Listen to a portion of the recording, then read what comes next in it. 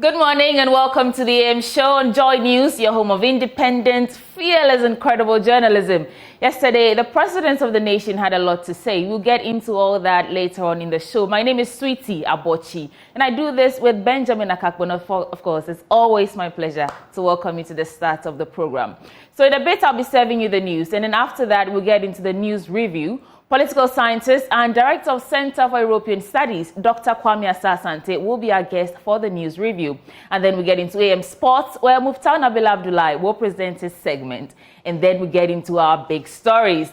Now, President Akufo-Addo delivered his penultimate State of the Nation address on Tuesday to project what 2024 will look like for Ghana. He spoke on an array of issues from economy, infrastructure, education, sports, entertainment, and all. Today, we'll do an analysis of his policies. We'll hear from Tourism Minister-designate Andrew Ejapamesa on the show. We'll also get the reactions of the opposition National Democratic Congress.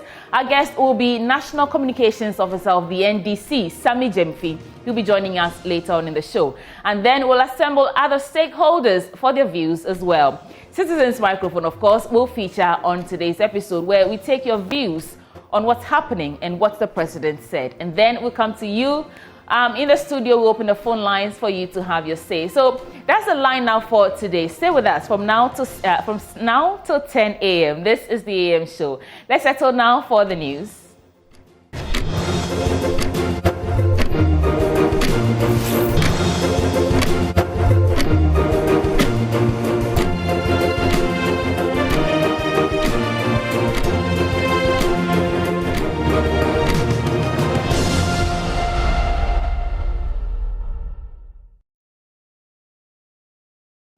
This is the AM News. Let's begin. Minority Leader Dr. Kasela Toforson says President Akufo-Addo's State of the Nation's address is incomplete, having failed to touch on unemployment issue in the country.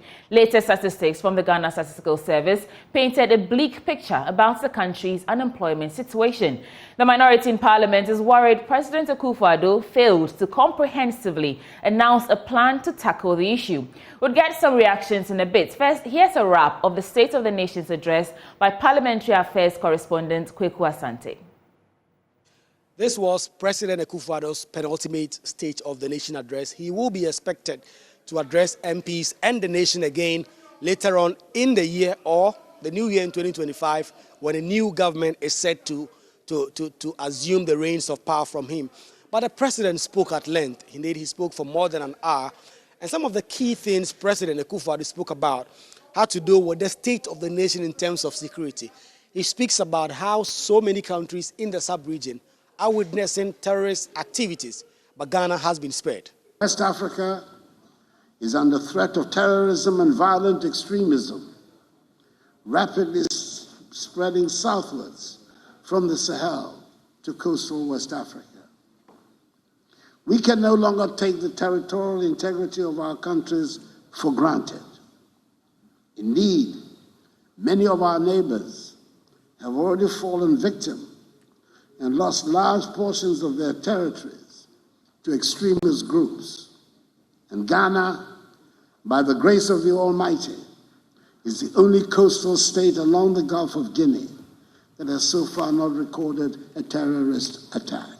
But the president zooms in on regional conflict, the chieftaincy conflict that he says has the potential of causing some major destabilization in the country.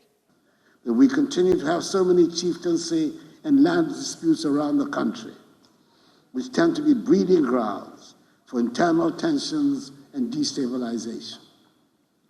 Mr. Speaker, I must make special mention of the troubles in Boko. 2024 election being on the horizon, the president is assuring that as the executive president, his government will not do anything to jeopardize the name and the democratic reputation of the country. A lot of the responsibility lies on the Electoral Commission to put the organization in place that will ensure that we have credible elections. Government is doing its part to make the work of the Electoral Commission go smoothly. A lot of responsibility lies on the political parties as well. And I hope that the parties recognize that their credibility is also on the line. The president said, without providing any evidence, that his government, under the leadership of Attorney General Godfred Yeboah-Dame, has saved the country up to 10 trillion Ghana cedis in what would have been paid in judgment debts. The Attorney General has continued in a very effective manner the tradition under this administration of contesting every single litigation against the state, and has avoided the numerous judgment debts that used to be given against the state. The Office of the Attorney General, as a result, has saved the country over 10 trillion Ghana cedis.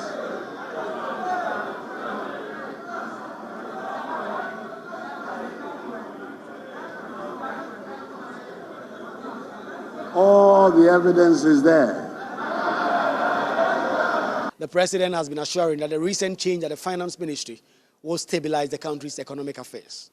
One of which will be commissioning the Nana Adjumani Prempeh I International Airport in Kumasi, and naming the recently commissioned airport in Tamale the Yakubu Tali International Airport of Tamale. Mr. Speaker, we stumbled, but we are rising again. We were bruised, but we are healing. We have recovered our footing. We have dusted ourselves off.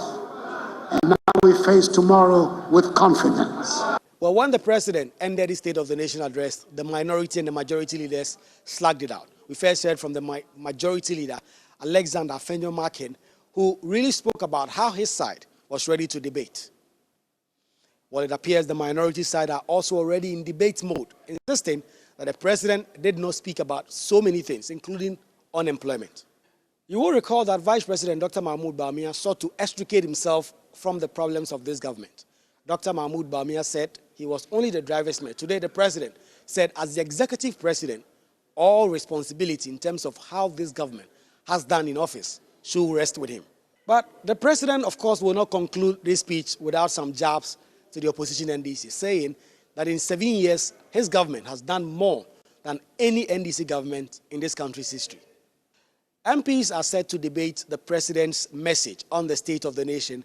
As usual, is divided on partisan lines. Whilst the NDC believe the president said nothing of note, the MPP believe that the president has really said something in terms of laying the foundation in terms of what this government took over in 2017 and what it's been able to do now. Well, there were also cheers and jeers, depending on which side the people stood. Reporting for Joy News, Kweku Asante, Parliament House, Accra. We can now hear from Minority Leader Dr. Kaselato Forson and Majority Leader Alexander Afenyo-Markin. We are down, but we rise again under the able leadership he is providing and the future which is assured. Mr. Speaker, we are, by the practice of this House, ready to debate Mr. President's message. Considering the situation we find ourselves as a country, Mr. Speaker, we are ready to debate this message now. However, Mr. Speaker, as has been the practice, members would want to prepare. And I noticed that the minority leader was jotting down a lot of notes. I need to remind him that I have with me the 2014, 2013, and the 2016 State of the Nation address. And all of these were full of lamentations. So, Mr. Speaker, I don't know what he was actually jotting down. But if it was a debate he was preparing for, Mr. Speaker, I want to assure him that we will face him with this optimism and remind him of the lamentations of 2013, 2014, 2015, and 2016. Mr. Speaker, the Hansard will record me today. Mr. Speaker, the unemployment situation in our country is at a critical point. Yet, Yet, we did not hear a word from our president on this matter. Mr. Speaker, out of 33 million population, only 11.3 million are employed. This number includes peasant farmers.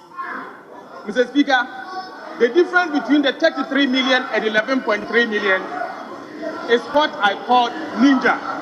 No income, no jobs, no assets. I am shocked to the marrow to have noticed that our president, following the recent ministerial reshuffle, has increased the size of his government. Mr. Speaker, today we have a Minister of Finance Domestic and a Minister of Finance International.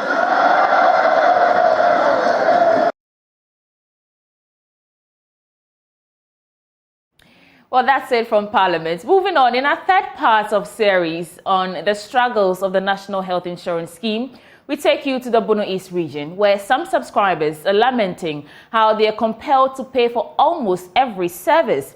The situation, the subscribers say, has dashed their hopes in a scheme many thought would help alleviate the suffering.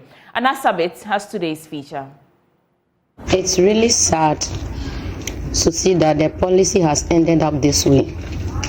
Because I can't remember those days. We used even to criticize the policy in a way that, when people go for labor, they don't pay anything. And somewhere along the line, we're even criticizing that there will be high dependency ratio because of that. So the poor were really benefiting at the initial stage of it.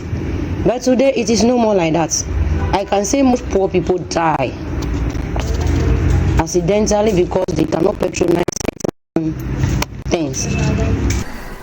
Naomi Gia was a subscriber of the NHIS policy before she decided to opt out. She recounts how some hospital administrators in the Pro East district keyed in drugs covered by the scheme, only for her to be told to buy the medicine from outside the facility.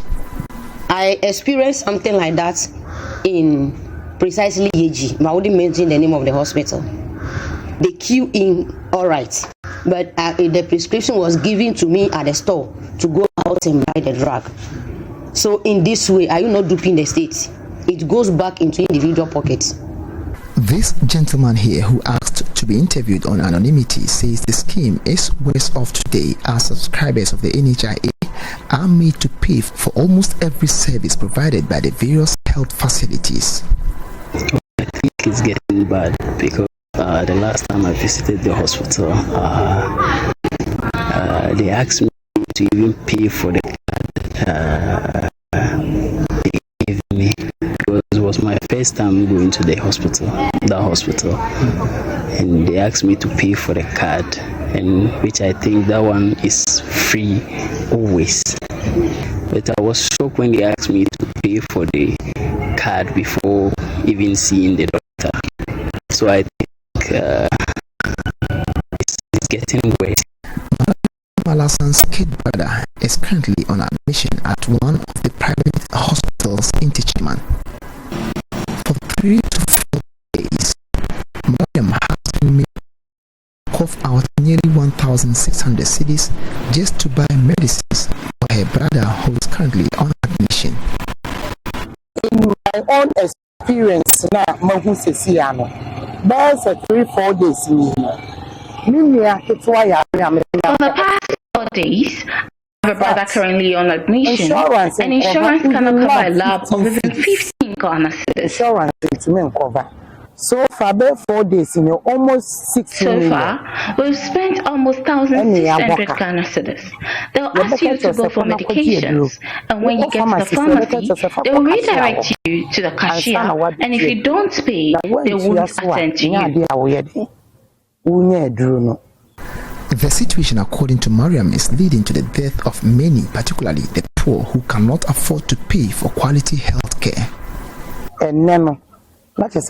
Today, if you go to the hospital and you have no money on you, that means you are going back home to die. But what could be the major contributing factors to the recent underperformance of the NHIS? Some are of the view that corruption on the part of the various health facilities is largely to blame. I think it's the health workers. That's what I will say, because the system is being corrupt. Everybody, when you get some opportunity, you want to use that opportunity to be a billionaire here in Ghana. So everybody should be blamed. That's what I think. I normally tell people that all Ghanaians are potential armed robbers. We are bound to dupe the state at any point in time. So I think our hospital administrators, the PROs of the policy, and there's some doctors in the state, they have rendered the policy irrelevant, and the policy has failed due to those people's behavior. The situation isn't any different in the rural settings, where some subscribers say the collapse of the scheme is pushing them into resorting to self-medications. Ya Margaret is a mother of 6 who resides in Duama in the Nkranza North District. Because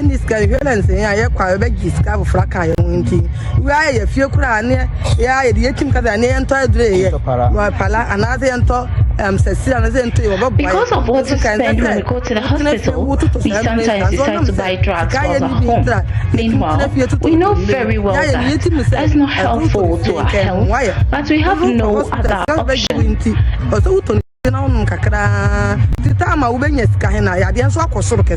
To these rural dwellers, the situation is compounding to their difficulties.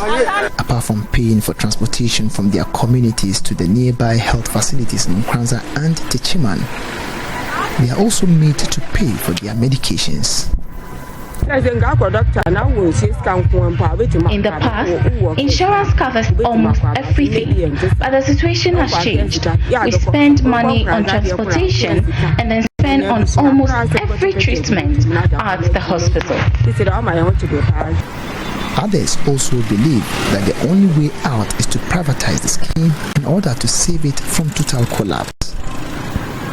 I wish if the policy will go into diverse teacher rather than government owning it solely, because when it goes through diverse teacher, a whole lot of things will change.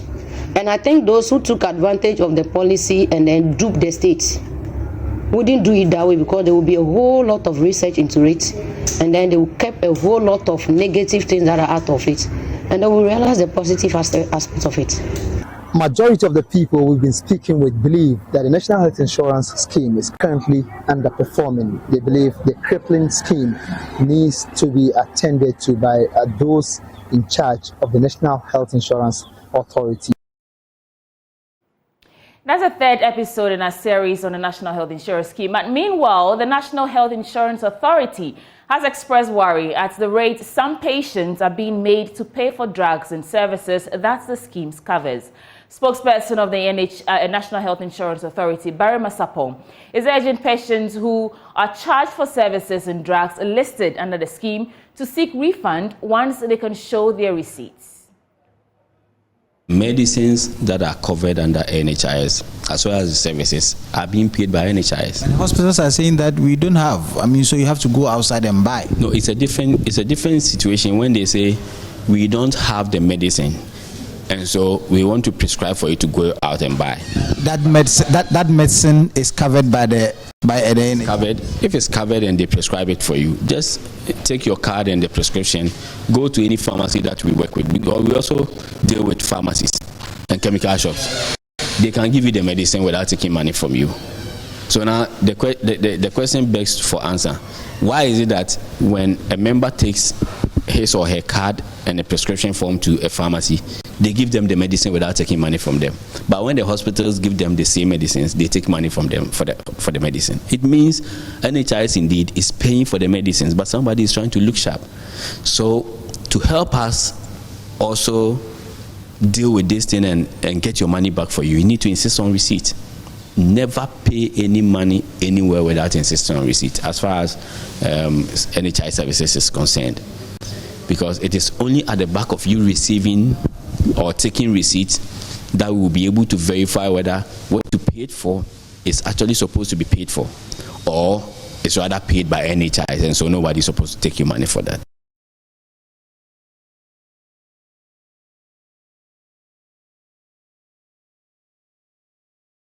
Away from that, born to a trader and a farmer in a small community near Akufo-Addo in the eastern region, 30-year-old Dr. Alice Amegan has emerged as a global skills development specialist and advocate with a strong determination to give back to her community, country, and the world. Her NGO, Education and Aspirations Hub, recently returned to her home region to introduce 500 girls to science, technology, engineering, and mathematics, technical vocational education training, STEM TVET, with plans to reach more individuals in the days ahead. Maxwell Agbagba has more.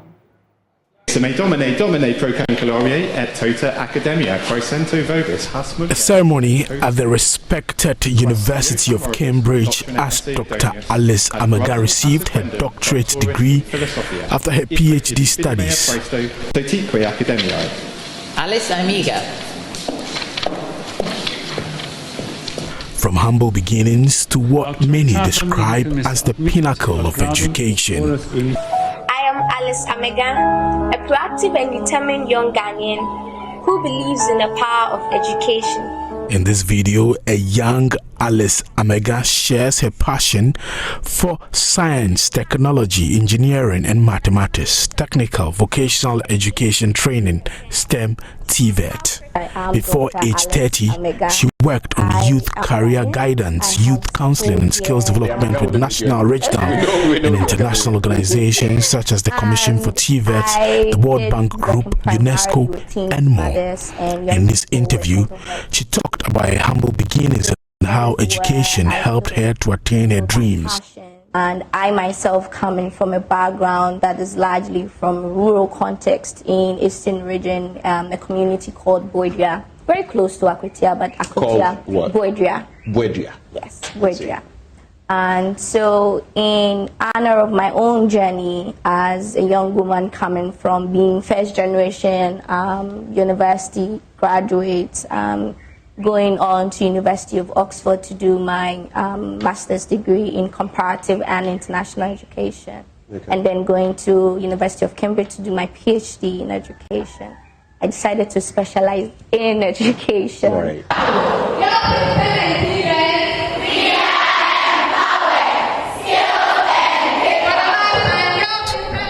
It is 9:15 and 500 girls drawn from various senior high schools have gathered for the STEM TVET Awareness Day organized by Dr. Alice Amegan's NGO, Education and Inspirations Hub. The event aims to inspire girls to pursue careers in science, technology, engineering, mathematics, and technical vocational education training, STEM TVET. There's also a practical session to introduce them to the field. As the event unfolds, various speakers take the stage to emphasize the importance of STEM TVET for girls. Director of Programs Afia Gbenyu encouraged the students to consider STEM TVET as a viable career option, highlighting the underrepresentation of women in these fields.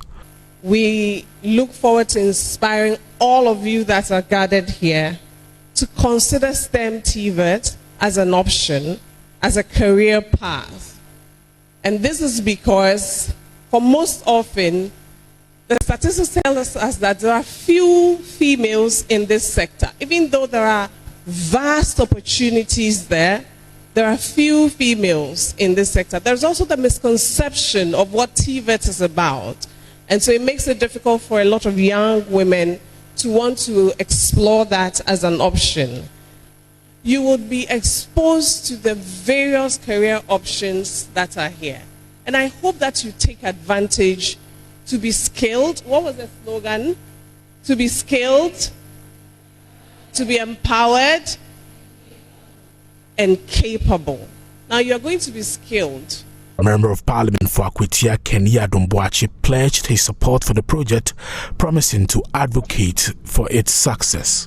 Looking at the numbers, I'm very, very impressed. The attendance alone indicates that in the near future, we are going to have multiple numbers as compared to the beginning of this particular program.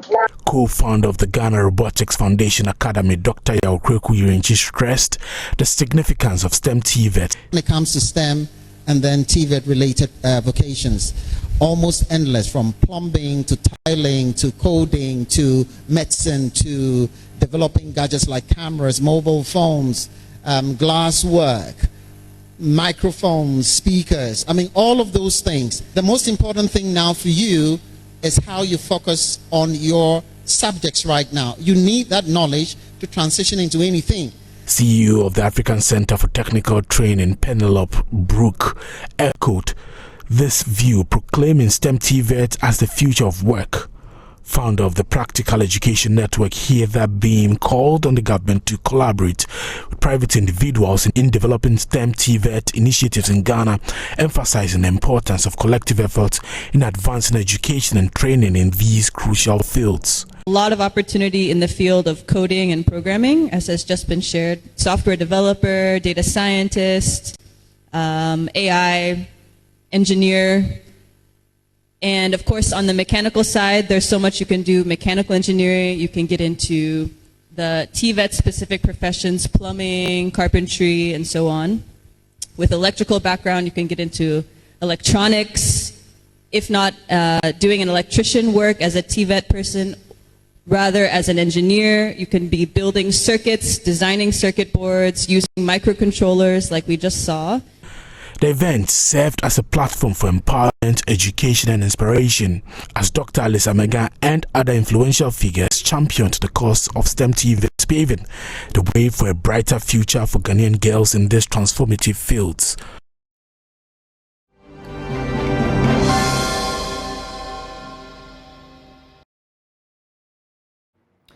Now, still on education, the Ghana Tertiary Education Commission, GTEC, has rolled out its Accreditation Management Information System. The system, a digital platform, will enable applicants apply for accreditation without having to visit the Commission's offices physically. The platform is expected to bring massive change in the tertiary space in the country. The manual system of seeking accreditation has been described as cumbersome and fraught with human inefficiencies. But with the new digital system, it is expected to ensure effective and efficiency in the accreditation process.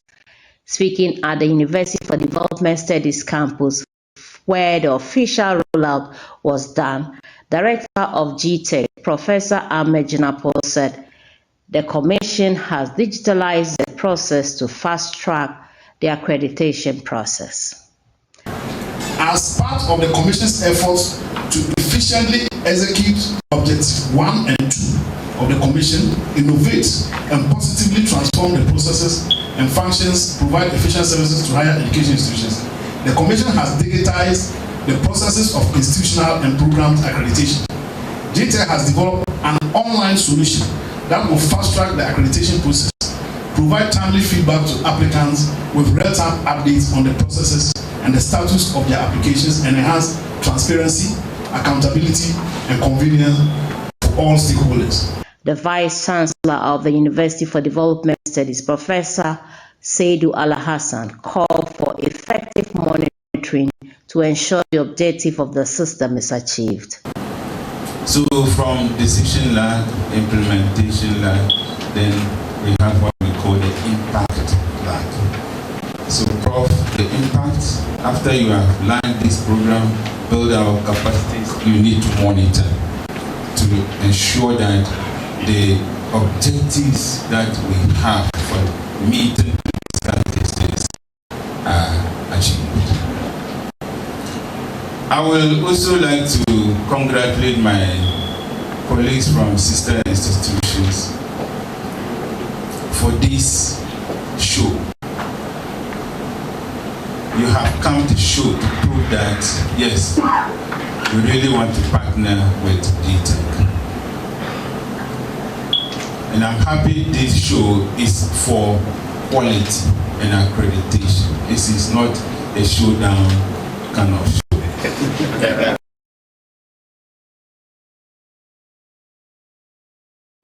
On that note, we wrap up for the AM News. So we begin our series of conversations and insightful engagements. Up next is the news review, and our guest is political scientist and director of Center for European Studies, Dr. Kwame Asah-Asante. Please stay with us.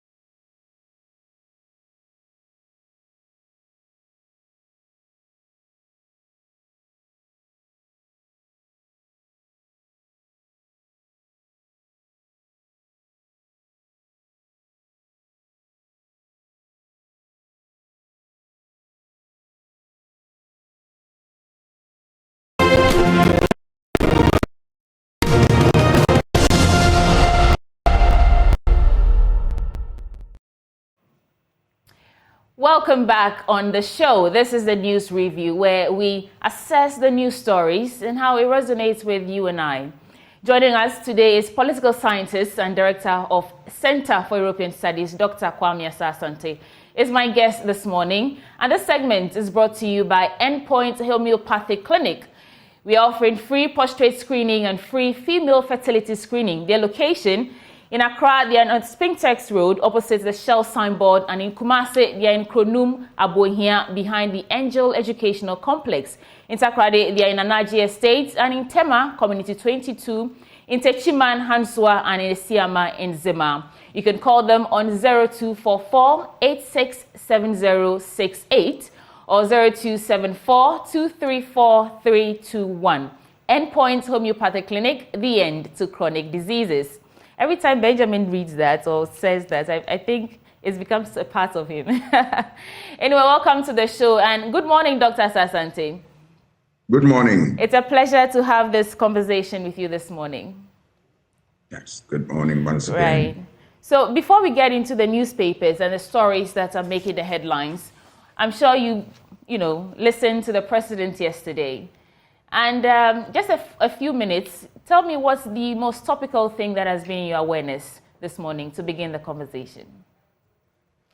Unfortunately, I couldn't listen because I had to teach. But I pick a few that he said, which I will touch on. Right. As the conversation goes on, we'll be able to add where necessary. I listened to a portion where he talked about coups that are happening in West Africa.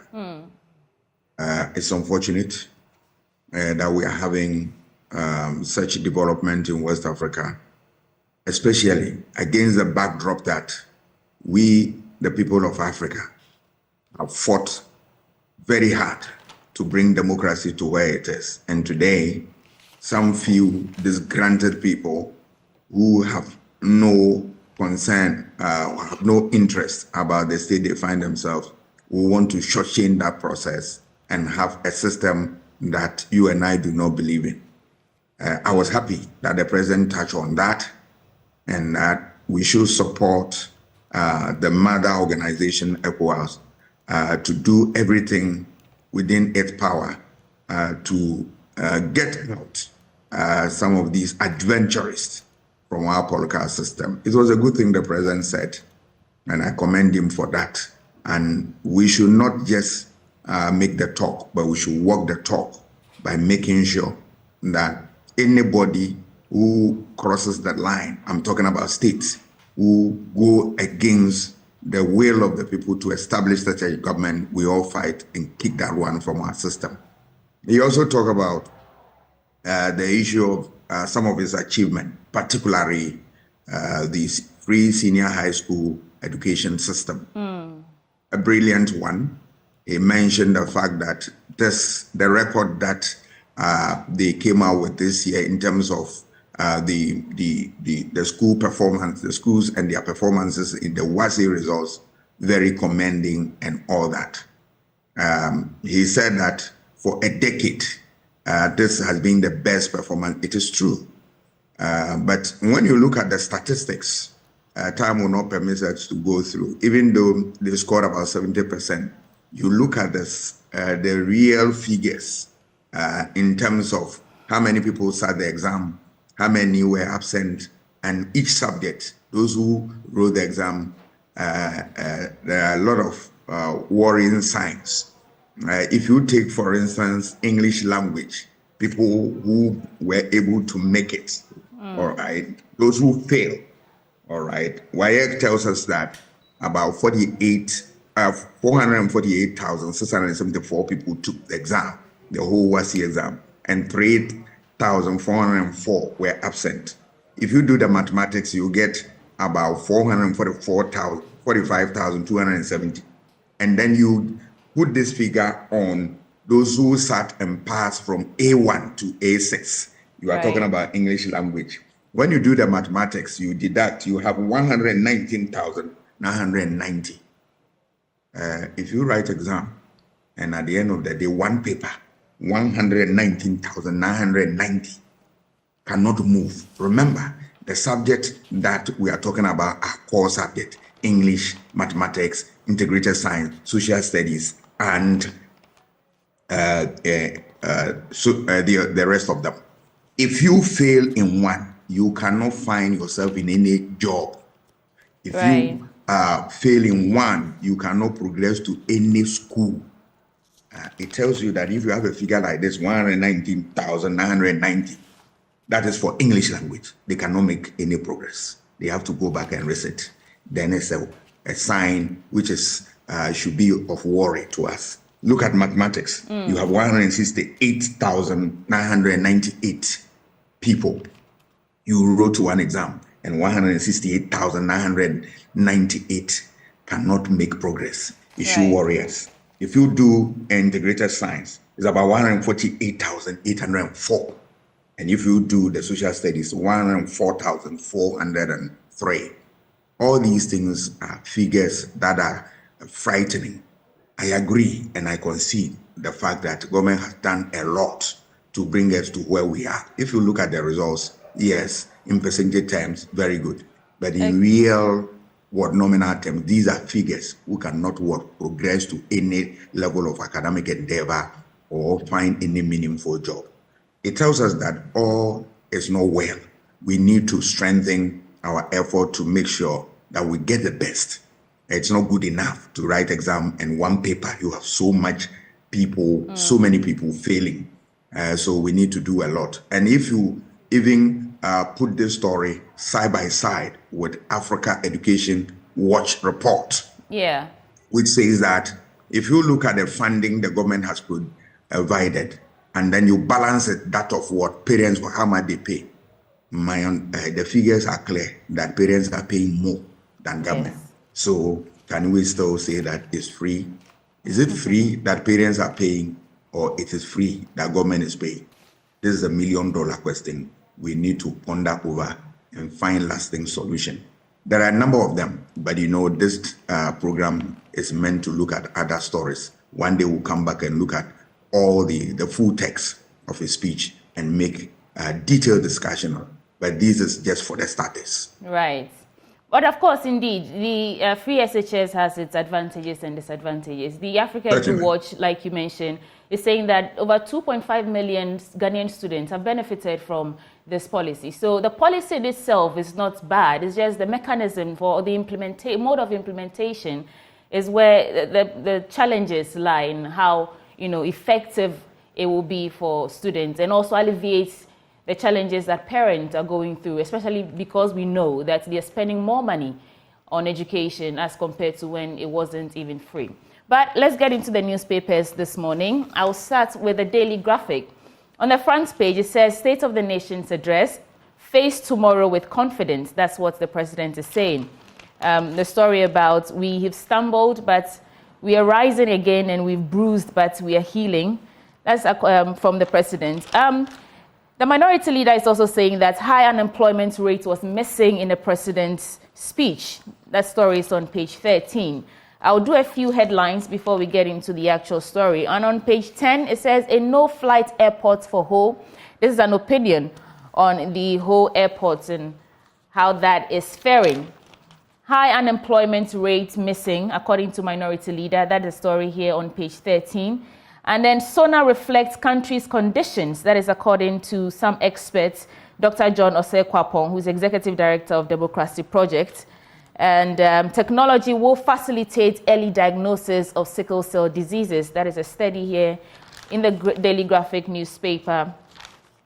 And I will establish free port enclave in Tema. That is according to Alan Chomanteng on his campaign activities.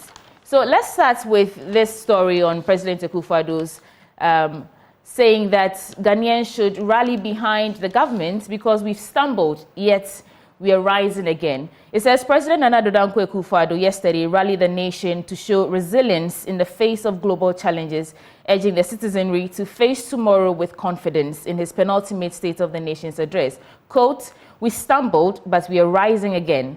We were bruised, but we are healing. We have recovered our footing. We have dusted ourselves off, and now we face tomorrow with confidence," he said. Dr. Kwame Asante, how would you respond to this quote from the president, from his speech, saying that... Oh, yes. Yeah.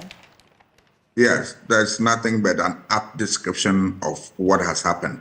Yes, we had some challenges, and we are trying to work it out. That is a fact. But what we need to know is that government must continue to learn from these mistakes. We don't want a situation where, yes, now we have the hand of the IMF in the economy, helping us to maintain some sanity. When we are okay, there is no point of we going back. But sometimes you listen to government that we have had. When they are in difficulty, you will see this type of language. But when the period is over, then they go back to state of nature, where it's nothing but chaotic situation and all that. This should be a learning curve for us, so that never again would we want to go to IMF, but that we can make use of the resources we have here and then develop them to the best of our abilities and use for our lives. Right. So now let's go to Dr. Kasela Tuforsen, who is saying that it's a big mistake, or, you know, the president shot himself in the leg by leaving out the dire situation of unemployment in the nation. We've had series of features and stories about how young people who graduated, and Benjamin calls it underemployment, who graduated are unable to find jobs and are, you know, doing all kinds of things like checking blood pressure, you know, just to make ends meet. So something as significant as this to be left out of the nation's State of the Nation's address. Would you agree with Dr. Kasela Tuforsen that this is a big blunder committed by the president? It is. The minority leader has hit the nail right on the head. This can never be just an accident. It is, you know, a big one, and that need to be talked about, because if you look at the large army of youth who have graduated from various universities and other institutions and have no job, it is a cause for concern. And you can see the effect of this when you listen to the National Security Minister saying that this is a threat. And absolutely, there's no doubt that this is a threat. You have people who are ready for jobs and they have nothing to work on. One, we are not making effective use of resources. In political science, we have something we call state capacity. And one of its areas is that you should be the administrative capacity where you make use of human and material resources to govern effectively and efficiently so as to render effective accounts for the public. That is, I'm not surprised that the president could not render accounts to us. It tells you how weak the capacity of the state relative to what we are talking about. Have we made effective use of the human resource we train? People go to various universities and they pay little fees and here and there. But you realize that government put in a lot in terms of addition of what fees to develop them. They finish school and some of them are moving out in droves to seek greener pastures. Those who are here, they jump into the street selling dog chains and all that. Some are in the market taking what statistics, vitals of people with health conditions and all that. I'm not saying that these things are not good, but we are saying that that is not the intention of the state, training people and throwing them into the street. Then it means that there is something wrong with our thinking and our policy. And something like this should be very important in the SONA, and that if it's missing, minority leaders support him in saying that. My dear sister, if you just apprise yourself with information even about what unemployment statistics in some African countries, you realize that, look, there's something we need to do and do now. Check figures about Chad, check figures about Ivory Coast, and check figures about Mali. You realize that in all these countries, Ghana is faring behind them. And for me, what is more instructive than Chad, all right? They have better figures than what we have. So what are we doing here? It's a joke. Our leaders must get serious, sit down, and plan the economy very well, and stop the talk shop. We need the workshop. They should walk the talk. For me, that is key. So I support the minority leader 100%, because such an occasion, we want an overview of what the government has done so far.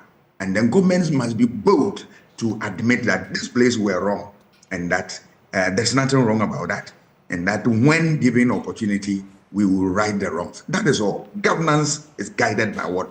Honest admission of wrongdoing. It is not always about what praises. You don't just take credit, you take blame as well, and must be bold to face the reality. Otherwise, in no time, it will dawn on you. Right. Just to touch on something you mentioned about how Ghanaians are leaving the country in droves. Yesterday, I went by the Abelempe, the Canadian embassy there, and hundreds of Ghanaians queuing up just to get out of the country. And you speak to them off the record, and they tell you that they've lost hope in this country. Most of them are graduates. They've graduated 5-10 years ago. Whatever jobs that they've been able to find for themselves. In a few years, they're overburdened with taxes and underperformance because of various issues. And so, yes, it was a big mistake that the president couldn't touch on that. Let's get into the Ghanaian Times newspaper. And on the front page, of course, the SONA is featured here. It says, "Don't take our territorial integrity for granted," according to President Akufo-Addo. And let's quickly do that story on page 9. So the president and Akufo-Addo says the country can no longer take its territorial integrity for granted, as attacks from extremist groups operating in the sub-region proves more imminent now than ever. You touched briefly on that before you even started. Now, according to him, the current peace being enjoyed in the country was not by happenstance, but a deliberate policy and planning on the part of government, coupled with a lot of hard work and dedication on the part of security services. So West African sub-region was under the threat of terrorism and violent extremism and rapidly spreading south of the Sahel. He's glad to be able to report that the entire territory that makes up our nation is safe, secure, and under control of government and the people of Ghana.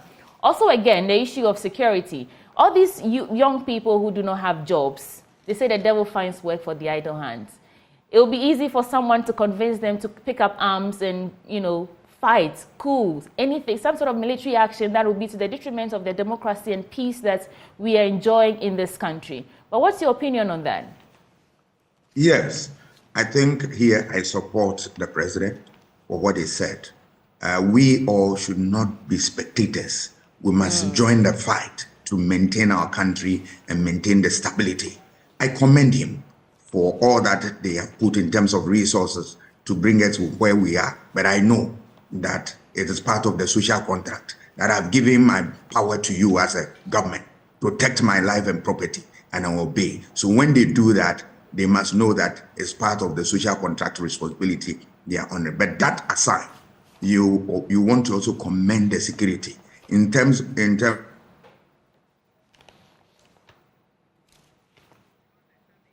All right, I think Dr. Asasante's network is challenging, but he was just reacting to the president's view that we should not take our territorial integrity for granted in the newspaper, as I read that out. But it's interesting to note that in yesterday, of course, the president is still, the first chair of the ECOWAS community, and so he has a responsibility to address these issues. Is Dr. Asasante back? Okay, so let's get into, I will not do these anymore. Let's get into the publisher and see what's happening there. On the front page, it says, "I take both blame and credit of government," says Akufo-Addo. And the 13th African Games Committee replies Ablakwa. Let me do that story on page 3 now. So the local organizing committee of the 13th African Games says they will continue to be transparent in its financial dealings. Member North Tongu MP Samuel Okujeto Ablakwa has raised concerns on social media about $48 million operational for the African Games, which is expected to kick off from March 8, 2024. But the LOC, in response signed by its executive chairman, Dr. Akufo-Addo, stated that some statements made by Mr. Ablakwa are misrepresentations of the fact. Now, the full statement says, quote, hosting pan-continental competitions, such as the iconic African Games, comes with significant investment, but also with enduring country-impacting benefits. So it is within this context that the local organizing committee of the 13th African Games notes the release issued by the Honorable Member of Parliament, North Tongu constituency, Samuel Okujeto Ablakwa, and clarifies as follows. So first, what the MP put out is a misrepresentation of the fact of the LOC was inaugurated by His Excellency Nana Addo Dankwa Akufo-Addo almost 4 years ago. And the operational budget of the LOC cannot be limited to 18-day period of the Games. So what Samuel Okujeto Ablakwa is saying is a misrepresentation. That is according to the local organizing committee. They go on to say that the impression created by Honorable Ablakwa that the sum of $48 million will be spent within the period spanning 8th to 23rd March is an erroneous and disingenuous ploy to divert the attention of Ghanaians from the excellent work done by the government of Ghana and the LOC to organize and host the 13th African Games. Let me do a couple of other headlines, then we have just a few minutes to wrap this up. Message on the State of the Nation's address, Nana Akufo-Addo. Of course, the SONA will feature in most of the newspapers, the headlines, because that is the biggest story now. It's the last time the president will be addressing the nation in that capacity. And so a lot of stakeholders are interested to see what he has said. I think we have the full speech here in the publisher. Let's move on now to do the Finder, last paper for the day. It says, I take both blame and credit for my government's performance. That is according to President Akufo-Addo. I saw some reactions on social media about how the president didn't, for once, he didn't mention COVID-19 and Russia-Ukraine war as the reason Ghana is facing such harsh economic weather. So perhaps, indeed, he has taken the blame for some of the things that he could have done better, or his government could have done better. But to wrap this up, it says government targets universal access to electricity this year. And then on the Canadian murder, 7-member jury constituted to quick start trial. That is the story about the young man who traveled to Canada for greener pastures but was shot and killed. Anyway, that's how we wrap up for the news review now. This segment, remember, is brought to you by Endpoint Homeopathic Clinic. Endpoint Homeopathic Clinic is offering free prostate screening and free female fertility screening. Their locations in Accra here, they're on the Spintex Road, opposite the Shell signboard. In Kumasi, they're in Kronum, Abohia, behind Angel Educational Complex. And in Takrade, they're in Anaji Estate, in Tema Community 22, in Techiman Hanswa, and in Esiama in Zima. You can call them on 0244-867086 or 0274-234-231. Endpoint Homeopathic Clinic, the end to chronic diseases. Up next, we get into sports. Muftau Nabila Abdullahi is up next, bringing you the latest in the world of sports. Stick with us.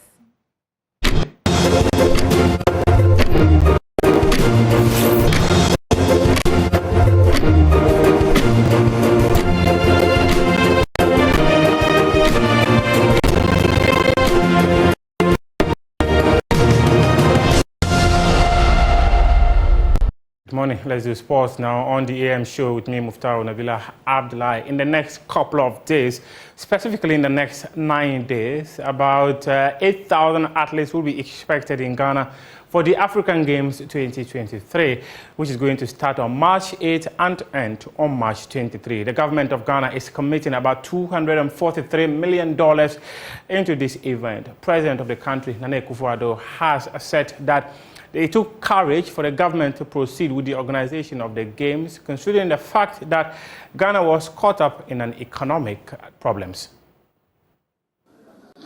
Speaker, it gives me great pleasure to report that all the preparations are ready for Ghana to welcome sportsmen and women from around the continent to participate in the 13th edition of the African Games. It seems incredible, but this is the first time that Ghana will be hosting these games. It's taken a lot of courage to have persisted with the decision to host the games, especially when our financial problem came in the midst of the preparations. But I am glad we went ahead. The preparations are all complete, and I was excited and very pleased with what I saw at Baltimore when I went to commission the Games Village some 2 weeks ago. We have high-class sporting facilities which will serve us well long after the Games are over. Some of the events will take place at the University of Ghana Sports Stadium. It is worth noting that this is a facility started under former President J. Akufo and was abandoned by successor governments. I'm extremely proud that this project has been finished under my stewardship, not just because of the Games, but also because it has taken 75 years of existence from Legon, Ghana's premier university, to have a sports stadium.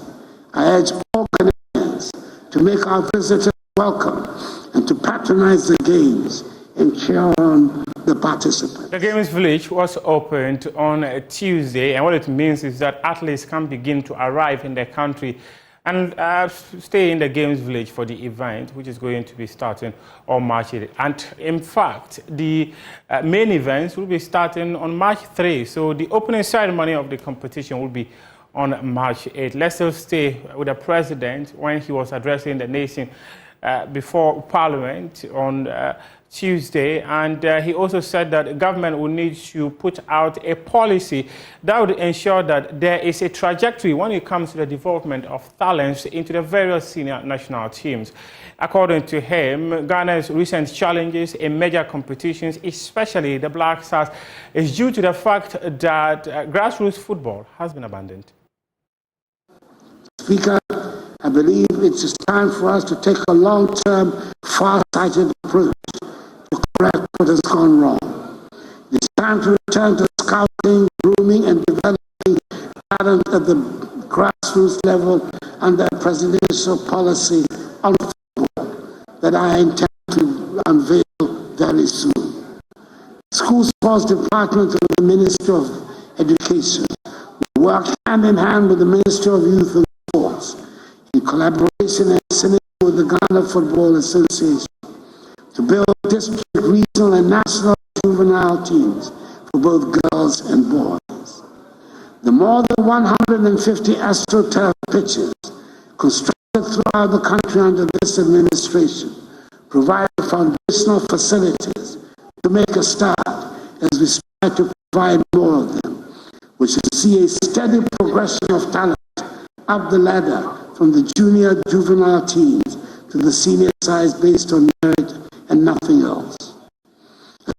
A similar approach has been tried before under the 5-year football development plan led by the late Dan Kofi, initiated under the MPP administration on President J. Akufo. It was under this plan that talents such as Michael Essien, Sule Muntari, John Mensah, Derek Boateng, and later Samuel Jan and Stephen Abia were discovered and nurtured. Results became evident to us and the world. It takes time, dedication, and patience. We cannot harvest where we have not planted and irrigated.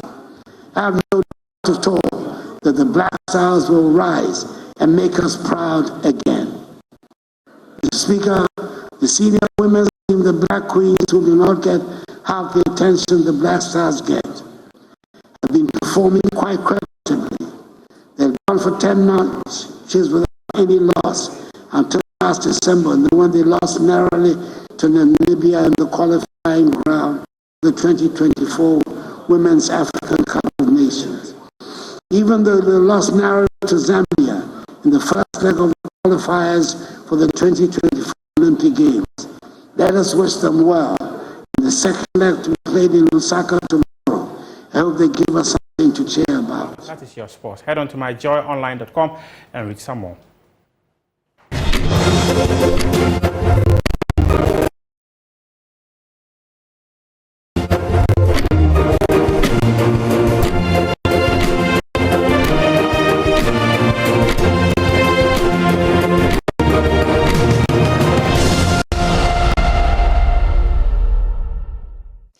This was President Akufo-Addo's penultimate State of the Nation address. He will be expected to address MPs and the nation again later on in the year or the new year in 2025 when a new government is set to assume the reins of power from him. But the president spoke at length. Indeed, he spoke for more than an hour. And some of the key things President Akufo-Addo spoke about had to do with the state of the nation in terms of security.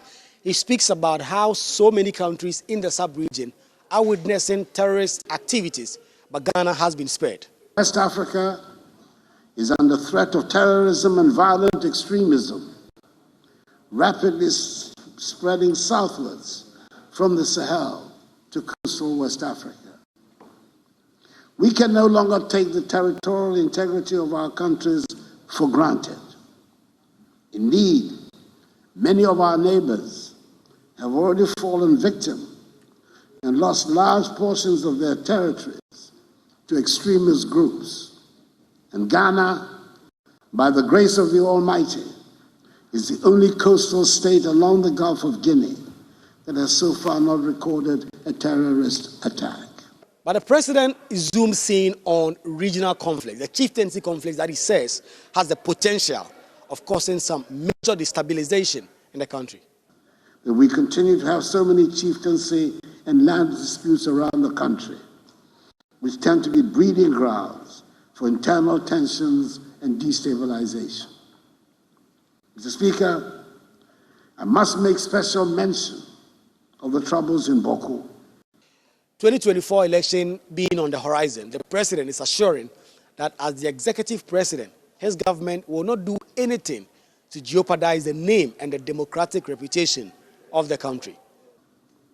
A lot of the responsibility lies on the Electoral Commission to put the organization in place that will ensure that we have credible elections.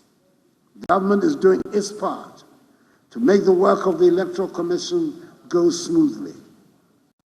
A lot of responsibility lies on the political parties as well, and I hope that the parties recognize that their credibility is also on the line. The president said, without providing any evidence, that his government, under the leadership of Attorney General Godfred Yeboah-Dame, has saved the country up to 10 trillion Ghana cedis in what would have been paid in judgment debts.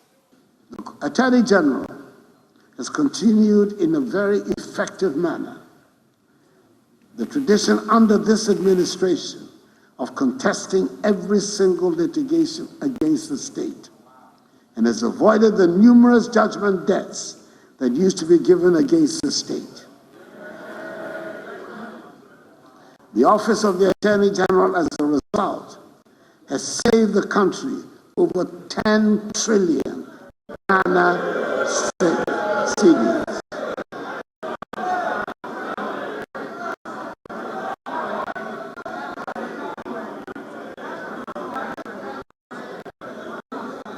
All the evidence is there. The president has been assuring that the recent change at the Finance Ministry will stabilize the country's economic affairs. One of us will be commissioning the Nana Ajiman prepared the first international airport in Kumasi, and naming the recently commissioned airport in Tamale the Yakubu-Tali International Airport of Tamale.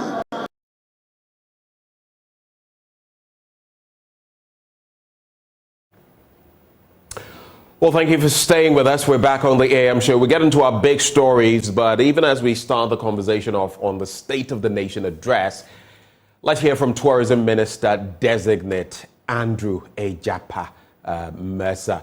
The name Ejapa always brings to mind a number of things. No mischief. Mr. Mercer, good morning. Morning, Benjamin. Good morning. I hope you're well this morning. By His grace, I'm good. Yourself? By God's grace, I don't mind crying. Let's go straight for the meat of the matter. Yesterday, unlike in some recent years where sometimes the date for the SONA would be given, revised, and all of that, it was given, it was stuck to. We just didn't start on time, but yes, the president delivered over 30 pages of content. From where you sit, what did you make of the address delivered by Mr. President? Well, let me say good morning to your cherished viewers this morning.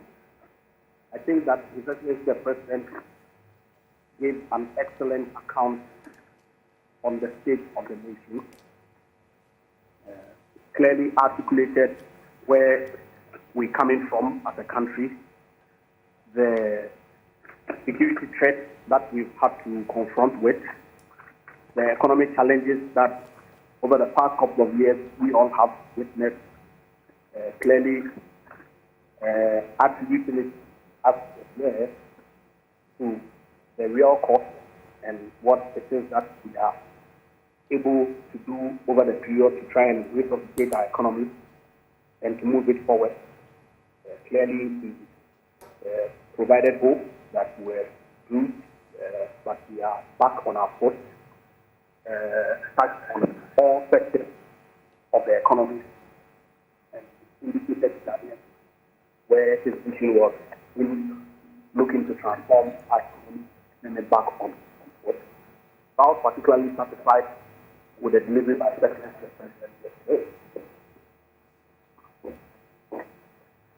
And so those are your... Hello, Mr. Mercer. Yes, I'm here. Okay, so that is your global view of what Mr. President said. Were you excited when you listened to the President? I was here together with Winston and Raymond, and right here from the studio, there was no excitement. But interestingly, many people who are watching us, and yes, we did have the eyeballs, people seemed to be indifferent, and some of the comments that were passed about the Attorney General savings, Ghana, the state coffers some 10 trillion Ghana cedis. If we had that kind of money, I wonder, or if we had saved that kind of money, I wonder whether our economy would be where it is on the back of judgment debts and everything in between. But sitting where you are as a person, if you were to take away any political tinctures or colorations, I'm asking you, what would be the takeaways, the key takeaways that would impact your life from the SONA yesterday? Everything that His Excellency the President impacts our life. Okay, but let me deal with this 10 trillion subject matter. And I've heard some commentary yesterday, read from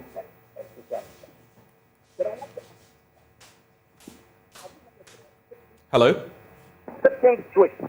Hello? I'm asking you whether you heard of the Sipton switch case. The what case? Unfortunately, the line is a bit patchy, so I beg you, please repeat. Sipton switch. Okay, that sued the government of Ghana for an excess of $500 billion. Okay, I think I did.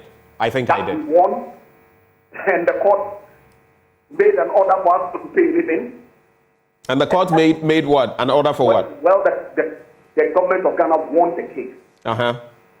And so is that not a saving to the state? Was that not a potential claim that was averted by reason of the defense that the Attorney General put up? Okay, so that is what the President was alluding to. So, of course, because we've lived in this country in times past, where the avenue of the court was used to defraud the state by way of judgment debt. You and I know, and so if the President comes to tell us that, look, the work that my Attorney General has done over the past couple of years has saved the country potential debt that if we had also acted as some other people had acted in the past, would have cost this state that much money. You say it's of no consequence?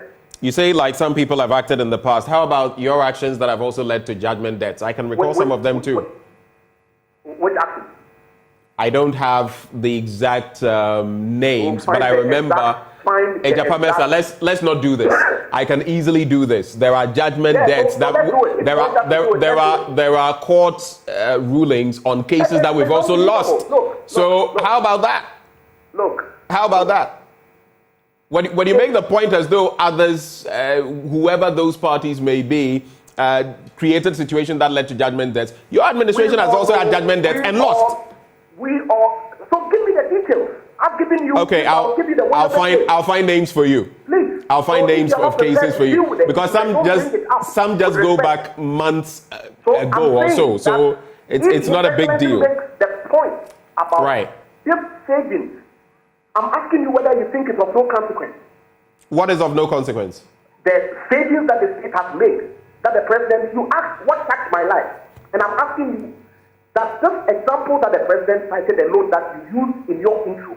It's of no consequence. Say so, and let the good people of Ghana hear you. I do not know why you're getting... No, hold on, Ejapa. Yes. I do not know why you are getting on the defensive. The question was simple. Which one touches your life? I didn't say. The point that you made as to whether the State of the Nation address impacted my life and by extension the life of Ghanaians. Right. And I'm trying to demonstrate to you that if the state makes the quantum of savings that is the president made reference, it doesn't impact your life. You think it's of no consequence?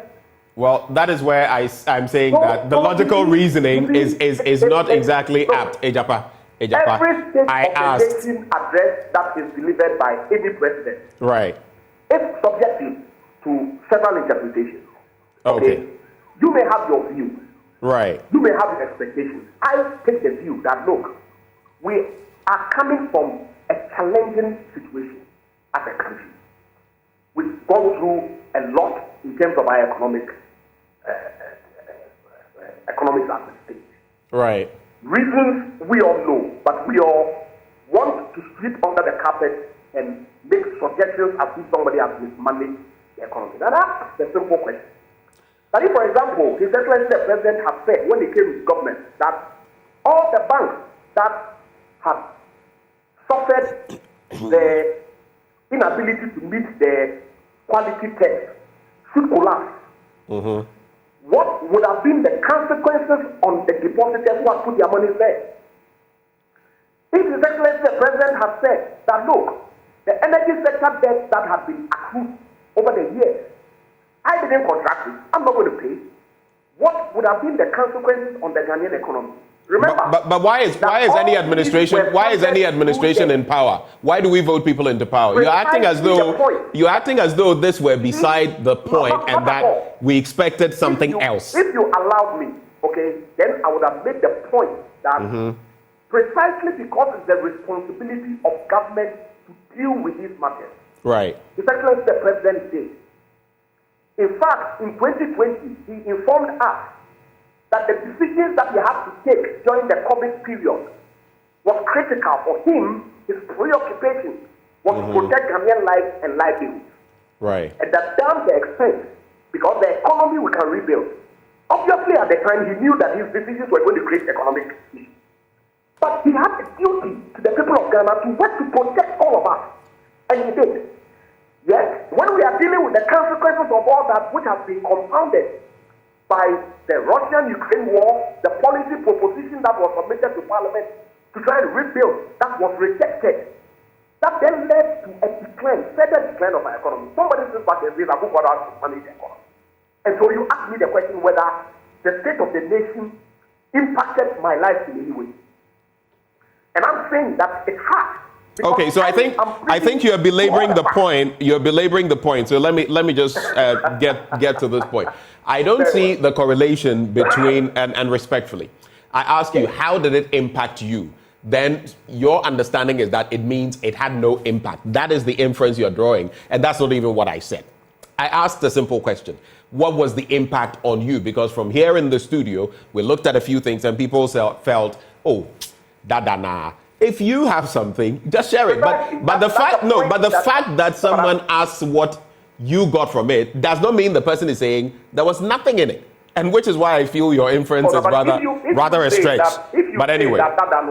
And without turn around to say that, that doesn't mean there was nothing in it. But in the last year, penultimate year, or in fact, let me make my point. right before he checks out. What else would you expect? What was fundamentally new in there? But let's make tracks. You asked about judgment debts. Now, we also know that between 2000 and 2019, Ghana has been hemorrhaging, including within this administration, some 1.89 billion Ghana cedis. But I can point to at least the Trafigura issue. I'm surprised. I'm fully aware. I mean, some of these things you will not always have them on the top of your head. $140 million and all of that. Does that send a reminder to you? Yes, it does. Okay. So you were asking me for evidence. I've given you some of them. Benjamin, if you permit me. Right. Otherwise, then you don't want us to have a conversation. So if the president says that we have saved 10 trillion, it doesn't mean we haven't lost anything.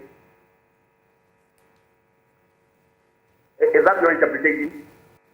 Well, I didn't make that interpretation. But I said, so the point that you make is that you're making reference to savings in judgment debt, and your government has also incurred judgment debt. I'm saying you suggested, Mr. Mesa, you suggested that under others it was something else, and I was just saying that if you hadn't suggested that, I wouldn't go there. But once you suggested, then it would seem under your administration there were no judgment debts. So I had to call you to order in that regard. I hear you. Okay. So now let's get into some other specifics. One thing that was of interest to me, and I don't know from where you sit how you grasped it, but he spoke about the fact that, listen, I take responsibility for everything that happens, but I am not an unreasonable.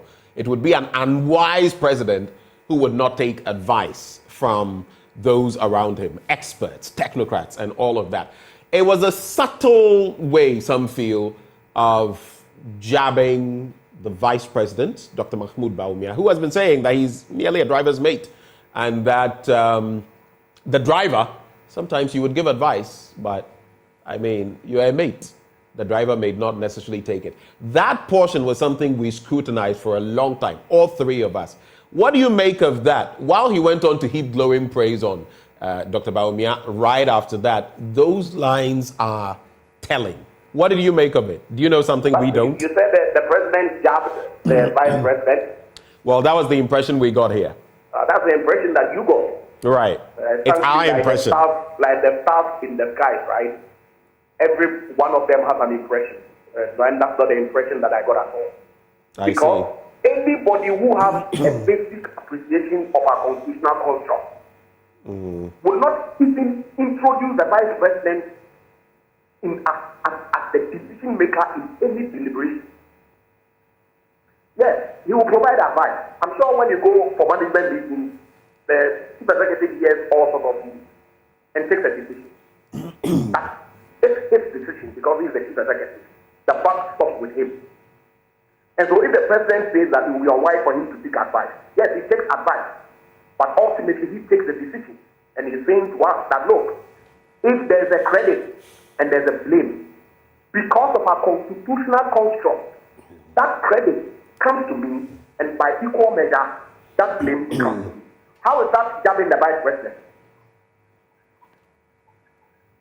How is that jabbing the vice president? Your opinion is that he did not. Our opinion is that he did. I don't think. Well, come to think of it, of course I should expect it. But I'm merely saying that is your opinion, and this is my opinion. It reminds me of Nana Nsakwa on this, sharing his thoughts in there. I'm just looking for the precise page. When I find it, I'll bring it to you. I'll read it to Ghanaians. It was just a bit of an interesting dynamic, that response there.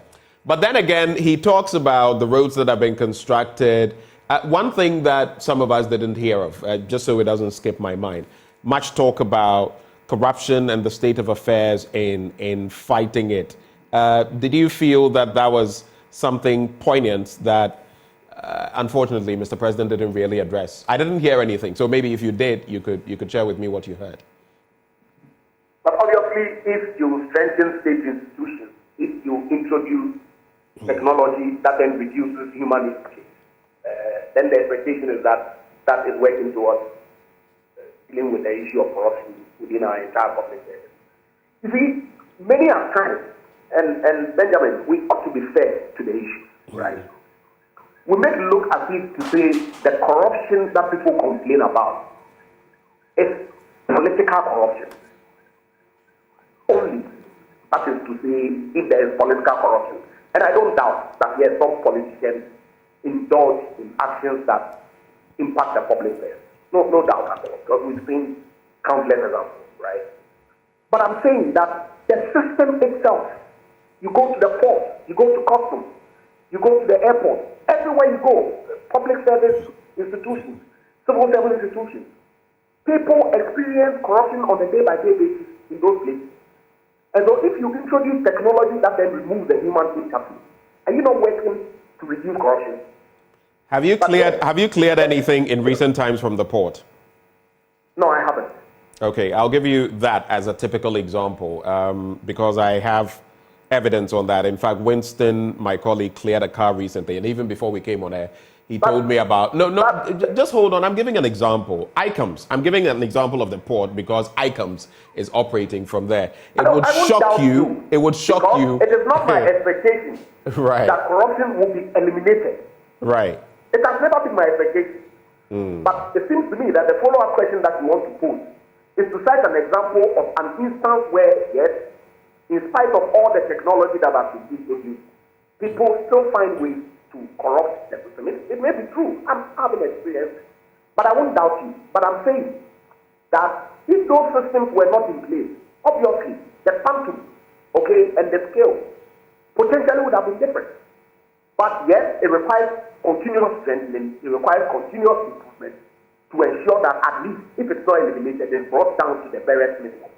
And I'm saying that that is exactly the kind of thing that His Excellency the President and his government have been doing over the past 7 years to try and reduce and potentially eliminate corruption in our country. So you feel we are doing enough to get there? And mind you, it cannot be. When I have discussions with politicians and they rail hard against the other side, I always say that it's not possible. No, please, if I land, you'll understand. It's not possible for any administration to come to power and in every sector do nothing. It's not possible. So I am only trying to draw your mind to the point that every administration will do something in some regard on some issues. But the question is it enough? That's the point. Is it enough? But you see, enough depends on what. So I cite the example again that you have a basket of resources, right? In most cases, not enough to deal with all your problems. And so you have to contract loans to complement the resource basket that you have to deal with your problems. And so you do so, but in a manner that then ensures that you're able to have some financial sustainability. Right. We've been hit as a country with 3 major expenditure items, 2 of which were essentially, if you like, avoidable with consequences. Energy sector payments, banking sector cleanup payments. Yes, government would have elected to avoid them, but there would have been consequences. On hindsight, we may probably at this point be able to quantify the extent of consequences that we would have encountered. But in the assessment of government at the time, they were necessary expenditures to save the economy. It came at huge cost. Through that, then you have a global pandemic. Nobody has witnessed it ever in the world. Then you have to deal with it. It will impact your resources and your ability to deliver on other things that the people require. So yes, you can measure and say every government does some. And the Secretary of the President went ahead to say that, look, in spite of all the challenges that we've been confronted, we've done more than every NDC government in the past since 1992. And these are matters of fact. That is not to say that we've resolved all the problems of the country, because they are real. They will live through them every day. I'm not happy where the exchange rate is today. But it is what it is, and what accounts for it, we consistently try. Indeed, and in fact, last year, the attempt by the trade minister to introduce this import restriction was fiercely resisted. Why? The objective was to try and stimulate local production of the kinds of things that we do not necessarily have to rely on foreign exchange for. Mr. Mercer, if I may. You may, please. Okay, just to add on, that's why I was actually seeking your permission. I don't like to get into it. But if I may, the core issues, as I recall, were that the trade minister would have wide powers. He had this committee that these things would have to go through, but the buck stopped with him. He could determine who got a license, who couldn't get a license, and all of that. People felt it was a recipe for corruption disaster. Then we did the breakdown here, whether it was rice, onions, sugar, poultry, and all of that. The gaps in production over a decade plus, what we have been producing in terms of local content versus if you're producing about 40% in terms of rice production, you are importing 60% plus. And you say all of a sudden you want to let go of rice imports. What does that mean? Who said we were going to let go of rice imports? If you're going to substitute over time, what is the plan? Okay, and we gave examples of Nigeria and how they've done it. You get it. So those were the issues. It's not as though anyone said we shouldn't ever get to substitution. It's okay to build a point, but let's make it logical. Because the two premises that you just cited, that you say you're going to eliminate importation of rice when you don't have it. Who said you were going to eliminate importation? And now you say substitute. Who said substitute? What the trade minister has sought to do was really simple. That look, people are investing in rice farms. Government want to encourage more Ghanaians to go into farming through planting for food and jobs and all that. How do we then ensure that those products that are produced in Ghana become competitive? Okay. And also prevent people from importing it in droves such that people are able to buy cheap imported products as opposed to those that are producing them. So look at the gamut of rice imports, the volume. It's been increasing over the years. Can you encourage people to stimulate it by limiting the importation of, say, 2024 to 500 metric tons? I'm just using the figure as an example, right? It's not exact. Then get Ghanaians to complement and get to the 1,000 that you demand in a year. Next year, you reduce it by another volume just so that local production can increase. But I thought that had always been the plan. To ensure that Ghanaians are able to produce some of the listed items in country. But what was wrong with that? Ejapa Mensah, I thought that had been the plan for over a decade now, which the past administration and this administration have been trying to implement, but people were merely saying a gargantuan increase. A gargantuan increase without corresponding policy to back it. It doesn't make sense. The figures of increase. But I just walked you through our rice production versus in terms of consumption, local production, import. I just gave you that. What about it? The minister did not provide.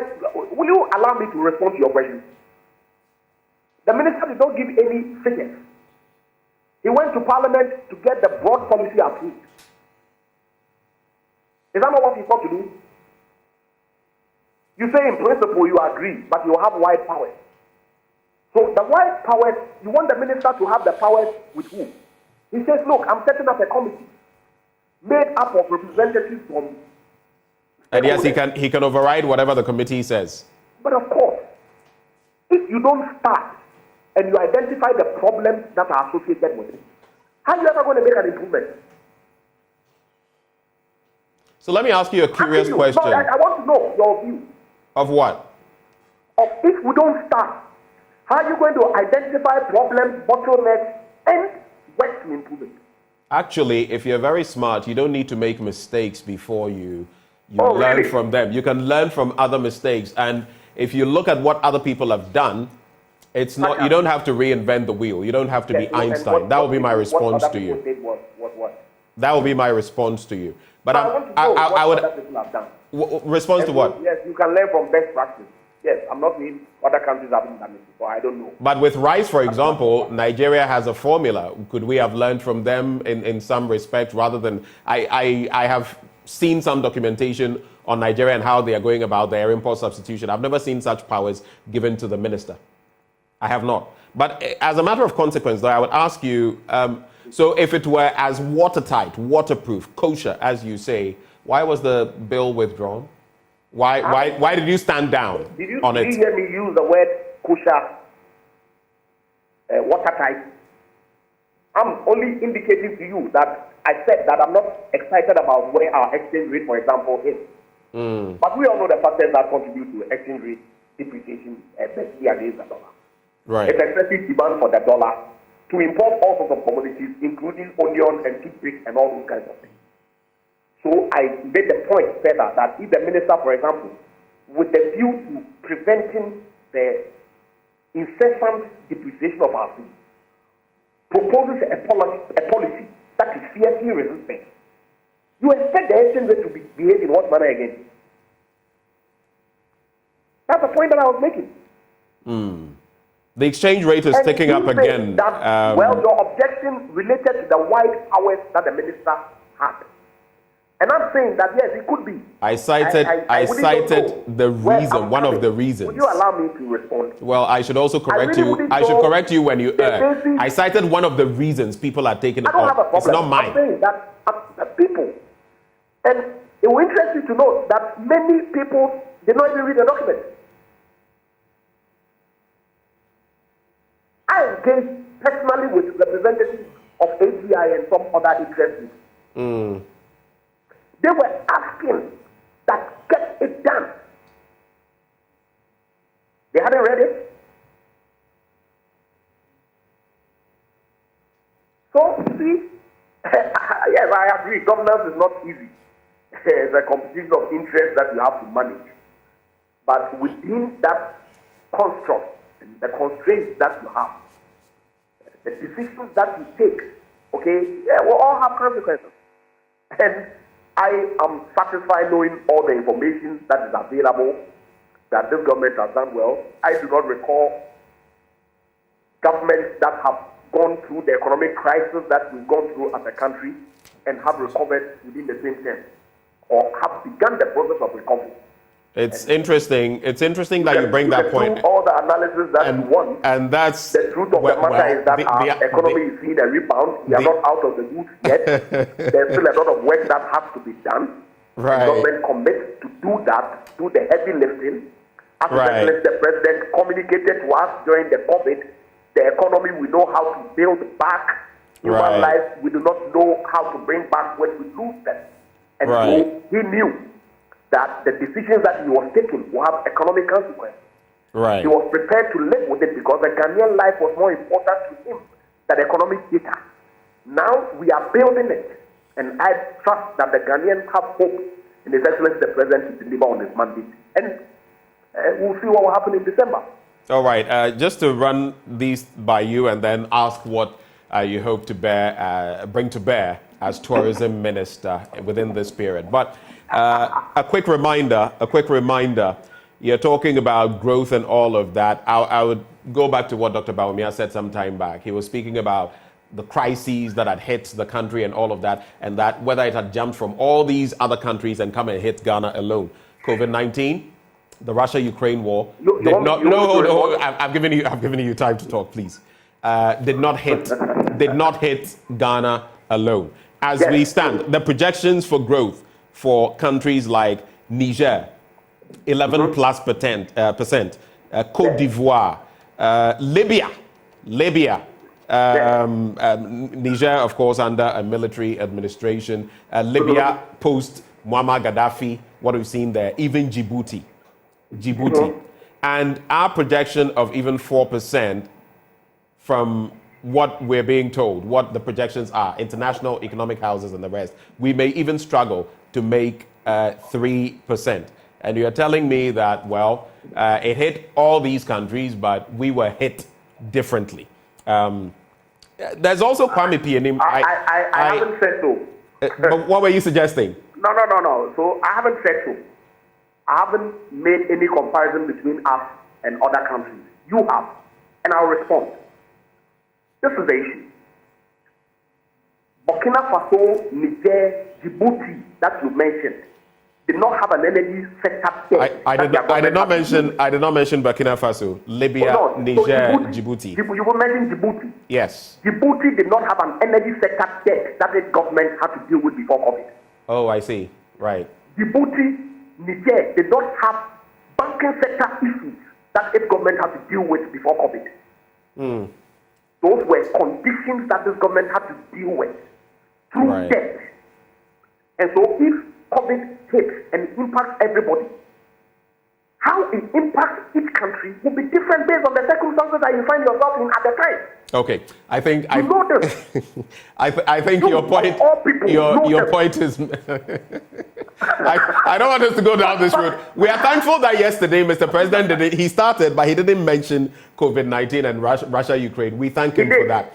He didn't go hard on it like he's done in previous zones. But it's behind to wrap up, 1 minute. What can we expect from you as tourism minister when you finally take off? What can we expect? Well, I'm yet to go through my vetting process. Right. The time that I'm going into the ministry, if approved by Parliament, will be a time where budgets have already been approved, targets for 2024 have already been set. Okay, and so I have to go in there and use my best efforts to try and ensure that the targets that His Excellency the President has set, respect to his vision for the tourism sector, is implemented in the course of the year. I'm taking off from where my senior colleague, Honorable Awal, is leaving us. And all I can say for now is that I will do my very best to ensure that the targets that are set in the 2024 budget is achieved. All right, and Mr. Awal himself, a good friend of mine. One thing I am hoping that you will sustain the Kwame Nkrumah Memorial Park and what has been done there. And hopefully we'll move from strength to strength on that. Mr. Mensah, thank you so much for joining us this morning on It's always a pleasure to engage your mischievous self. My what self? Mischievous self. Ejiofor Mensah, Andrew Ejiofor Mensah is tourism minister-designate. Well, if I'm mischievous, I don't know. I think we are compadres in mischief. But coming back into the studio, I have joining the conversation, we'll take it from here, the National Communications Officer of the National Democratic Congress. He's a lawyer, policy analyst, none other than the man, Sammy Gyamfi. Good morning. Good morning, Ben.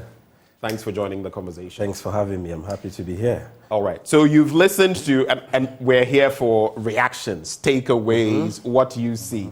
I was smiling through my interaction with Andrew Ejiofor Mensah. You were here, you heard what we said. But from the very bottom, what did you make of the State of the Nation address? And I'll appeal to you to do this. I know that you represent the NDC. Your party is in opposition. You are hoping to secure power and all of that. Take off your political lenses. Say it as it is. What did you get from the engagement yesterday? Because sometimes it's as though, they're trying nah. What did you get? Well, the truth of the matter is that the president violated Article 67 of the 1992 Constitution, which enjoins him to deliver a message on the state of the nation to the Parliament of Ghana every year. And I say he violated that constitutional requirement or duty because the statement he presented had nothing to do with the state of our nation, as we all know. That statement he read was the state of an imaginary country, in the head of the president. Clearly, this is a man who is living in his own bubble, a man living in his own wonderland, and who has completely lost touch with the realities of our country.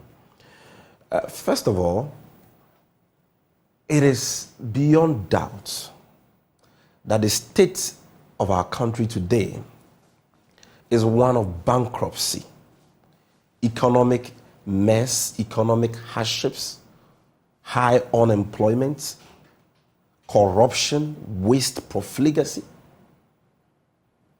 And insensitivity, and so on and so forth. These words are what define the current state of our nation. Bankruptcy, hardships, insensitivity, corruption, profligacy, and hopelessness. And so when the president mounted the podium and sought to create an impression that we're on the right path, I was wondering, what country is the president talking about? This can only be an imaginary Ghana. First of all, I want to start from the discussion on the economy, because the economy is that foundation that every other thing. And it's good you want to start from there. At least let me apprise people of what the president said. Yeah. He said real GDP growth for the first 3 quarters of 2023 averaged 2.8%, higher than the targeted growth rate of 1.5% for 2023. Yeah. They did 2.8% instead of 1.5%. That's a difference, a positive difference of 1.3%. He says inflation, which peaked at 55.1% in December 2022, had come down to a figure of 23.5% in January 2024, though there had been a slight uptick in recent times. He said the cedi had been largely stable since February 2023, with a cumulative depreciation of 9% between February and December 2023. You know that before that, it had been more. Then, gross international reserves, at least something to smile about, reflected a significant buildup at $5.9 billion, enough to cover 2.7 months of imports of goods and services. Okay, so when you finish that, does all of that not make you excited? I'm sure you're reading from the last paragraph of page 13 of his speech. Right. And when he finished saying all these things, he concluded with a very instructive statement that generally the macroeconomic indicators are now in a good direction. Right. You see, what should be the benchmark for the people of this country to assess the economic performance of this government? What should be the benchmark for the people of this country to assess the claim by the president that the economy is now headed in the right direction? Right. And I contend that benchmark cannot be the mess this government created. That benchmark has to be the state of the economy that was handed over to President Akufo-Addo and Alhaji Bawumia on the 7th of January 2017. That is the economy they bastardized while they were in opposition. That is the economy that led them to say that the managers or the handlers of the economy then were incompetent. It was the economy that they said the fundamentals were weak. It was the economy that was the economy they promised to transform in 18 months. So if you want to tell us that the economy is headed in the right direction, and now things are going on well and all that, the benchmark for making that assessment, in my view, should be the state of the economy that was bequeathed to you. You cannot use your own mess as the benchmark. For example, you can't say that I was so reckless that in 2022 alone, the central bank printed over 45 billion Ghana cedis for me, leading to hyperinflation. You know there are contentions with that. No, there is no contention about they that. contend the 2021 figure. They don't contend 2022. The Bank of Ghana has issued a statement admitting that they printed 45 billion Ghana cedis, and Alhaji Bawumia has also admitted same and even applauded them for doing that. But that singular reckless act was what led to the hyperinflation of 54% we chalked in December of 2022, which according to the World Bank plunged over 800 Ghanaians into poverty. You know that, Ben. So you cannot turn around and say, I was so reckless that I supervised an escalation in the rate of inflation to 54%. So if the rate of inflation is now 23.5%, clap for me, I've done well. That cannot be the benchmark. The benchmark should be that when the economy was handed over to you, the time you were talking plenty, promising us heaven, promising us paradise, what was the rate of inflation? It was 15.4%. But at that time, you were not grappling with COVID-19. Oh, I would deal with those. I would deal with those. You were not grappling with the Russo-Ukrainian war. You were not grappling with IPP overhang, the debts that we had to pay. We're grappling. You have all of this adding on to your. You feel the joke. We were grappling with a far worse crisis. Which was what? a significant drop in commodity prices on the international markets. But that can't be an excuse on any level. Hold on. Every country goes through that, depending on what it is that you export. Hold on. If your major export earnings are gold, cocoa, and oil, and the prices of all these commodities on the international market plummets down, in the case of oil, to below $50 per barrel in 2015, these are exogenous shocks that will disrupt the foundation of your economy because it will significantly affect revenue mobilization. We had to deal with an energy sector crisis for 3 years. Do you know the impact of Dumso on the economy? A problem that we inherited because successive governments had failed to invest in energy generation and fuel and so on. So we had our own crisis. But hold on. I get it though, but just on the bit about oil, sometimes we pretend around it. If the price of oil falls, it also means that while you are losing, you also benefit in a way. Mind you, we produce oil. So while you may sell at a lower cost, what your deficit is, you're also getting at a lower cost. It cuts across the same way when we're celebrating that oil prices or talking about oil prices have gone up and we're complaining. What about cocoa? We're complaining what about cocoa? We were also benefiting from it. What about cocoa? Well, that one is a different situation. Of course. But I say oil. So it's not just oil. That as an excuse. It's not just oil. Well, oil is one of the main exports that gives us forex. Right. And so if your oil projections drops by more than half, it is going to affect your currency. It is going to affect your economy. It's going to impose hardships on your people. It's going to affect revenue for development. Even though at the downstream sector, the export price is likely to go down, you will be deprived of important revenue for critical development. Right. That is what happened to us. And it was not just that. It happened to cocoa. It happened to gold. And above all, we had to confront a power crisis that lasted for more than 3 years. A crisis that had nothing to do with the government of the day. It was an act of God that the West African gas pipeline got disrupted, affecting the flow of gas from Nigeria, to Ghana for the powering of our power plants and so on. It was by no fault of President Mahama, for example, that our generational capacity had been outstripped by demand because successive governments had not made any significant investments in that. We did not make excuses. President Mahama took responsibility, said he would fix it, and he fixed it. So that is what we are talking about here. The president insulted the sensibilities and the intelligence of the Ghanaian people when he said that the economy was in the right direction, headed in the right direction, because one, they told us in opposition that when in doubt, you look at the exchange rate. That the exchange rate is the most important economic barometer for assessing the strength of the economic fundamentals of every economy. Now today, we know that whereas one needed just about 4 Ghana cedis to get $1, today you need more than 13 Ghana cedis to get $1. And you look at our faces and tell us that things are getting better and things are headed in the right direction. Do you know the debilitating impact of this free fall of the national currency on businesses, what it's doing to the capital, investments, and profit margins of businesses? People are laying off workers because of the free fall of the cedi. If somebody needed $10,000 to import, say, 1 container of a particular good into this country, in 2016, the person needed just about 40,000 Ghana cedis, 400 million Ghana cedis. Today, you need 130,000 cedis, 1.3 billion Ghana cedis for the same container, for the same $10,000. That is what we are talking about. Inflation has impacted different countries in different ways, like Ejapamesa was. Let's stay on exchange rate. Let's stay on the exchange rate because that is what they say determine the strength of the fundamentals. Look, we are recording this free fall of the cedi, even at a time the government has defaulted on its external debt obligations. Ben, we are not servicing our external debt, which is denominated in dollars.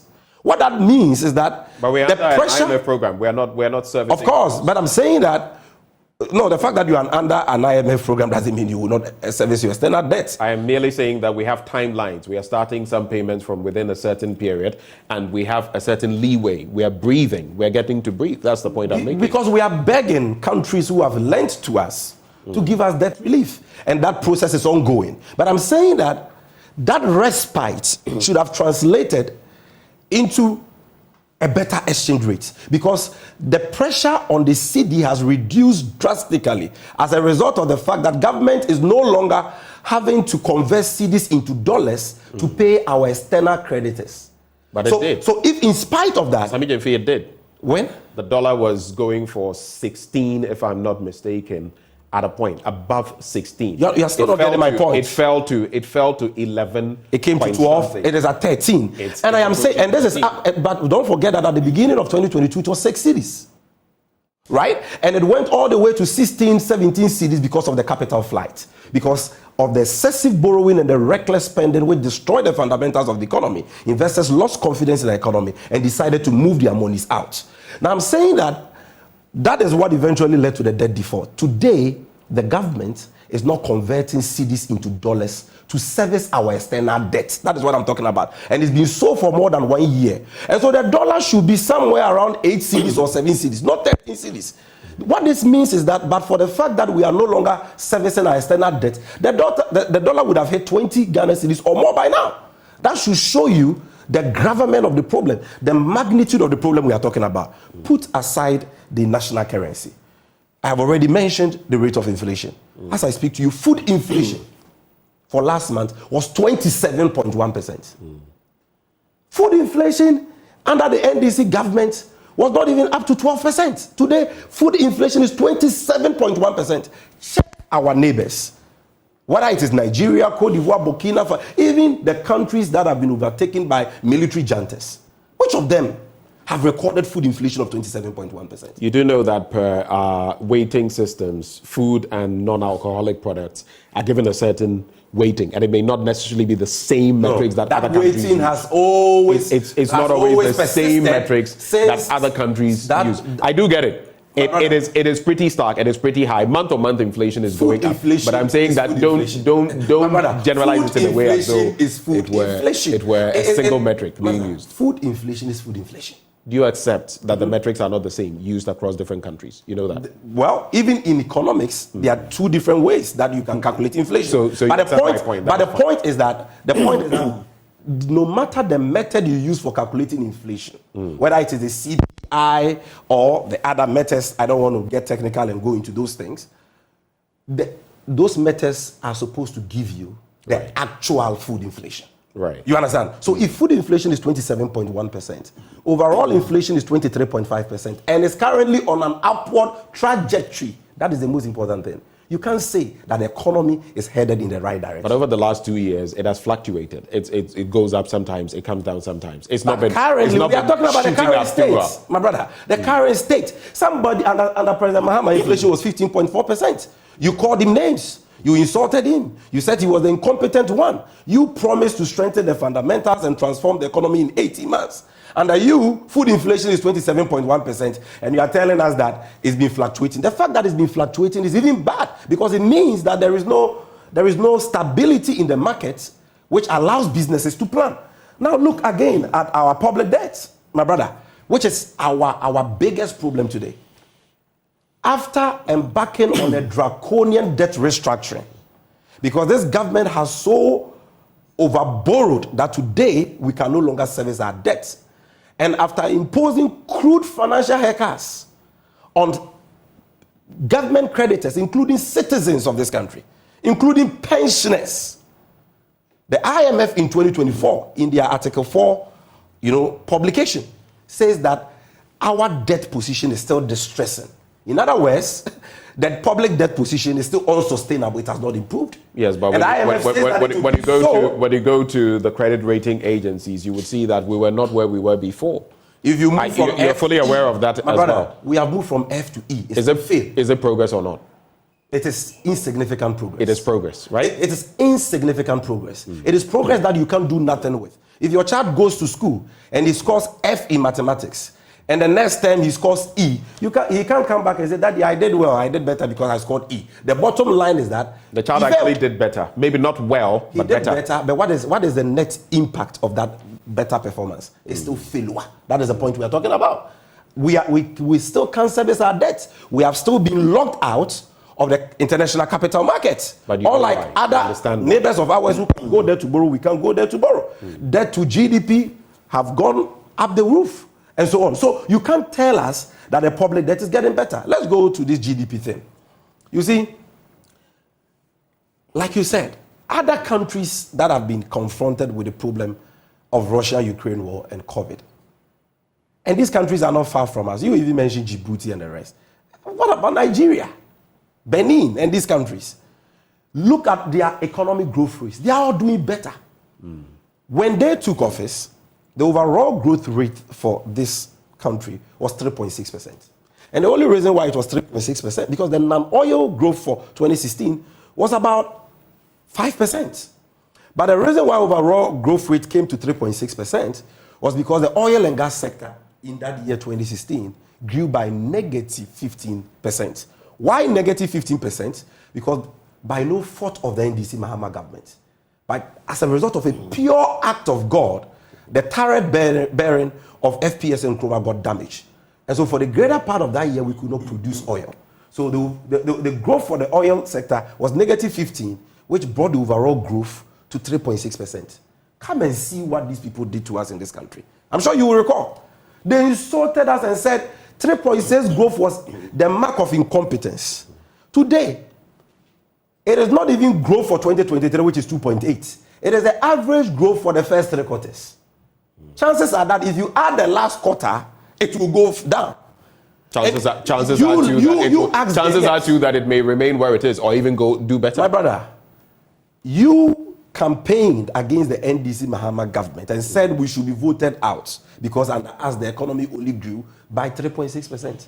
You want to be kept in power for growing the economy at 2.8. Sammy, I have a question for you. Before COVID-19 and the Russia-Ukrainian war hit, at what rates was the economy growing? We were growing in 2017 at 8%. Right. By 2018, we came to 6-point-something%. We're growing at about 9%. We've hit just about 9%. So what's the point? The point is, if you're saying that now it has come down to 3%, they can point you to some things and say we're growing at X% before COVID hit, before Russia, Ukraine hit. Do you know the growth rate for 2011 under Jomama? I do know that it was pretty high. Around, is it 14? Not pretty high. Is it 14? Not pretty high. 14. It is the highest in the history of Ghana. Around 14. 14.4%. Right. Highest in the history of Ghana.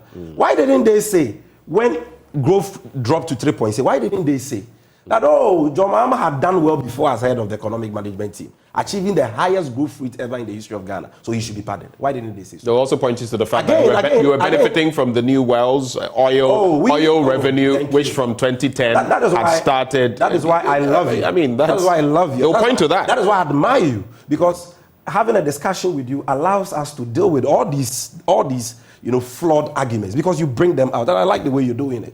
Look, we got the highest growth rate because of oil, 14.4%. Okay, in 2010, when John Mahama was chair of the economic management team, there was no oil. We grew by over 8%. There was no oil. Well, that oil that they claim gave us the 14.4% growth was only one oil field, the Jubilee Fields. In 2017, as a result of the investments the NDC Mahama government had made in the oil sector, which had brought on stream 2 new additional oil fields, the 10 and Sankofa fields, the economy grew by only 8%. So we were able to grow at 14.4% with one oil field. And you get 2 additional oil fields, making the total oil fields we have 3, and you grow at 8%, and also a man to your money from. What kind of analysis is that? They forget to tell you that the economy grew by 8, not by their doing, because even before they took office in 2016, the Economic Intelligence Unit, the IMF, the World Bank, and the Finance Minister had all projected that the economy will grow by 8% in 2017 on the back of what? The 2 new additional oil fields that had been brought on stream by President Mahama. Right. What that means is that if Benjamin Akapu was the president and Sami Jemfi was his mate, the economy would have still grew by 8% and over, because the work had already been done. Again, it's instructive to point out that when they took office, we were under an IMF program. A program we signed on to. I was waiting for you to get there. Yes, I knew you would. We signed on to in 2015, which they bastardized and said it was totally unacceptable. They were going to bring us out. When they came, they realized that that program was well thought through, but we have come up with homegrown economic policies to transform the economy. So you know what they did? They extended the duration of that program from 3 years to 4 years. And that is why the program, instead of ending in April 2018, ended sometime in 2019. So all the so-called economic growth and positive economic matrices they chalked during that time was because of John Mahama's 2 additional oil fields, and number 2, the IMF program they came to meet with the extended. Immediately the IMF left, the recklessness began. And that is why, even before COVID hit in 2020, you recall, in 2019, that the cedi depreciated by over 14% against the dollar. So much so that the government had to set up a 40-member committee to investigate the reason for the depreciation of the cedi. Franklin Kujo and all, you recall, they were all part of this committee. The economy was in a mess before COVID struck. The fiscal deficit, which is the measure of the prudence or the fiscal discipline of a government, had already gone out of control by 2018, because per the figures that submitted to the IMF under the Rapid Credit Facility, the deficit was 7% in 2018 and 7.5% in 2019 before COVID struck, when the acceptable benchmark that they themselves have passed into law was 5%. What should that tell you? It should tell you that the reckless spending had already begun. And that is why the World Bank Country Director, Ben, that is why the World Bank Country Director, Mr. Laporte, says Ghana's economy showed serious signs of challenges even before COVID struck. Our public debt... I think that goes without saying. We're fully aware that the debt burden was getting to unsustainable points. But we can also see for you when at a point you moved from around, $10 billion, we shot up within a period of years to about 122 billion, which was what was bequeathed to the MPP, and they've also added about 480, 500 billion that have been added on. I knew you would contend that, but I'm only saying. Not contending. No. I'm only saying as well that if you look at the jump, about 10 billion to 122 billion, mind you, on the back of Kufuor's HIPIC and all of that, there was a point where our debt stock in real terms was around 750 million. The most important thing, Kufuor had debt forgiveness. Kufuor had debt forgiveness under HIPIC. I started on that. The most important thing is whether we are able to service our debt or not. Do you know the debt stock of Japan? Do you know the debt stock of the United States of America? The most important thing is that they are able to service their debts. Right. The most important thing is that your debt is sustainable based on your debt to GDP. With all that debt you are talking about, debt to GDP under Mahama 2016 was 56%. A lie? It hovered over 60%. No, 56%. I put my credibility on the line. Double check. 56% debt to GDP for 2016. By 2022, debt to GDP was 104%. You know what that means? Where is our debt to GDP now, if you want to make those equations? Now you can't tell because of the debt structuring. The last time I checked, it was hovering around 70%. But the IMF still worse than what they came to meet. And the IMF says that it is still unsustainable and distressing. And we can't service our debts. Under President Mahama, in spite of the debt you were talking about, our economy was rated as B-. Today, our economy is still in the junk categories. President Mahama's economy had access to the international capital market because investors had confidence in us and were ready to lend to us on the Eurobond market. Today, same cannot be said about this government. There is no basis for comparison. My brother. Okay, so let's wrap on the economy. Let's wrap on the economy because I want to address some other core areas. Look at even the real sector. My brother. Manufacturing sector. Critical to the development of every emerging economy like ours, grew by 4.3% in 2016. Do you know the growth for the manufacturing sector for 2023? Guess. Tell me. Negative 1.2%. Negative 1.0%. Industry. No, sorry. Industry grew by 4.3%. Currently, 2023, the growth is negative 1.2%. Then manufacturing grew by 7.9% under President Mahama. 7.9. And they called the names. They claim they are doing 1D, 1F. So you would have expected manufacturing to be booming. Growth for manufacturing is negative 1.0. Then construction. For a government that claims that they have built more roads than all governments in history. They've undertaken more infrastructure developments than all governments in history. Do you know that The construction sector has been going in the negatives for a very long time. It grew by 8.4% under the visionary nation builder, John Mahama. Today it's growing at negative 5%.